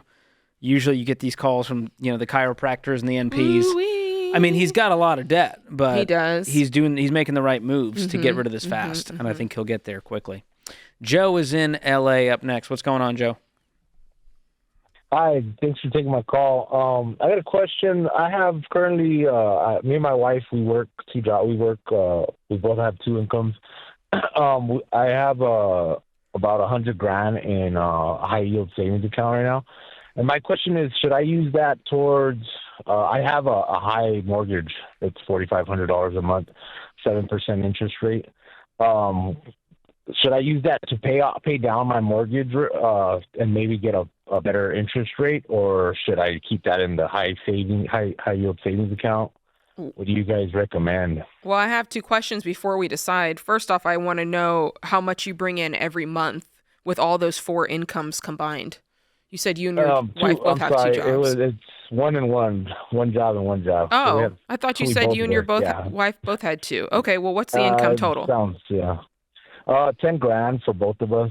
Okay, that's why you're hurting. Yeah. It's half your take-home pay. And do you have any other debts? Yeah, we do have $15,000 in debt, but we're not getting hit with any interest or anything. That's kind of a what kind of debt is it? 0% interest rate. It's a consumer debt, but it's on credit cards for 18-month financing credit cards. And what are the payments? It's still a payment. Yeah, it's still payments are about $500 a month. Yeah, man, the mortgage and these credit cards are eating your lunch. Yeah, you got a can of bear spray right now, and there's a bear coming at you. I'd use the spray in the can, and that's your $100K. So I would pay off your $15,000 today. That leaves you with $85,000. Then you have the mortgage. That's all that's left, right? Yeah, the mortgage, which is $518,000. Yeah. So paying it down isn't just going to lower the payment. You're going to have to refinance or recast it in order to get a different payment. Are you talking about refinancing? Correct. I'm talking about refinancing because currently, when we got the property, it was 7%. Now it's like at 6.2.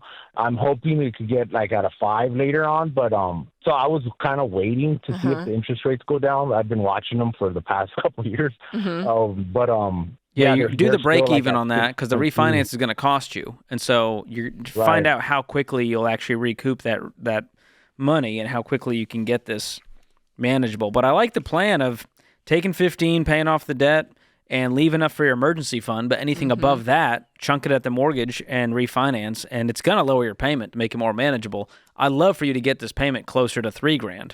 Yeah. Because right now, half of your take-home pay is going just toward this mortgage. Is there a world where you guys increase your income? Yeah, actually, my wife's working on her PE professional engineering license. How long will that? What's the timeline? Hopefully the next couple months. Oh. She's studying right now, so she's just got to take the state test. Okay. Awesome. Yeah, and then I'm trying to go back to school so I can get my degree too. So we're trying to increase our income, but as far as the rate, so I should just wait until. I would contact our friends at Churchill Mortgage. A little bit more? Yeah, contact our friends at Churchill. They can run the numbers with you and show you, hey, does this make sense right now or not? But I think if you paid down the loan by another $50,000 and refinance, I think you could see the numbers start to make sense. So give them a call and see what they have to say. But I would knock out this debt today at least and use anything above the emergency fund to start tackling that mortgage. That puts this hour of The Ramsey Show in the books. Remember, there's ultimately only one way to financial peace, and that's to walk daily with the Prince of Peace, Christ Jesus.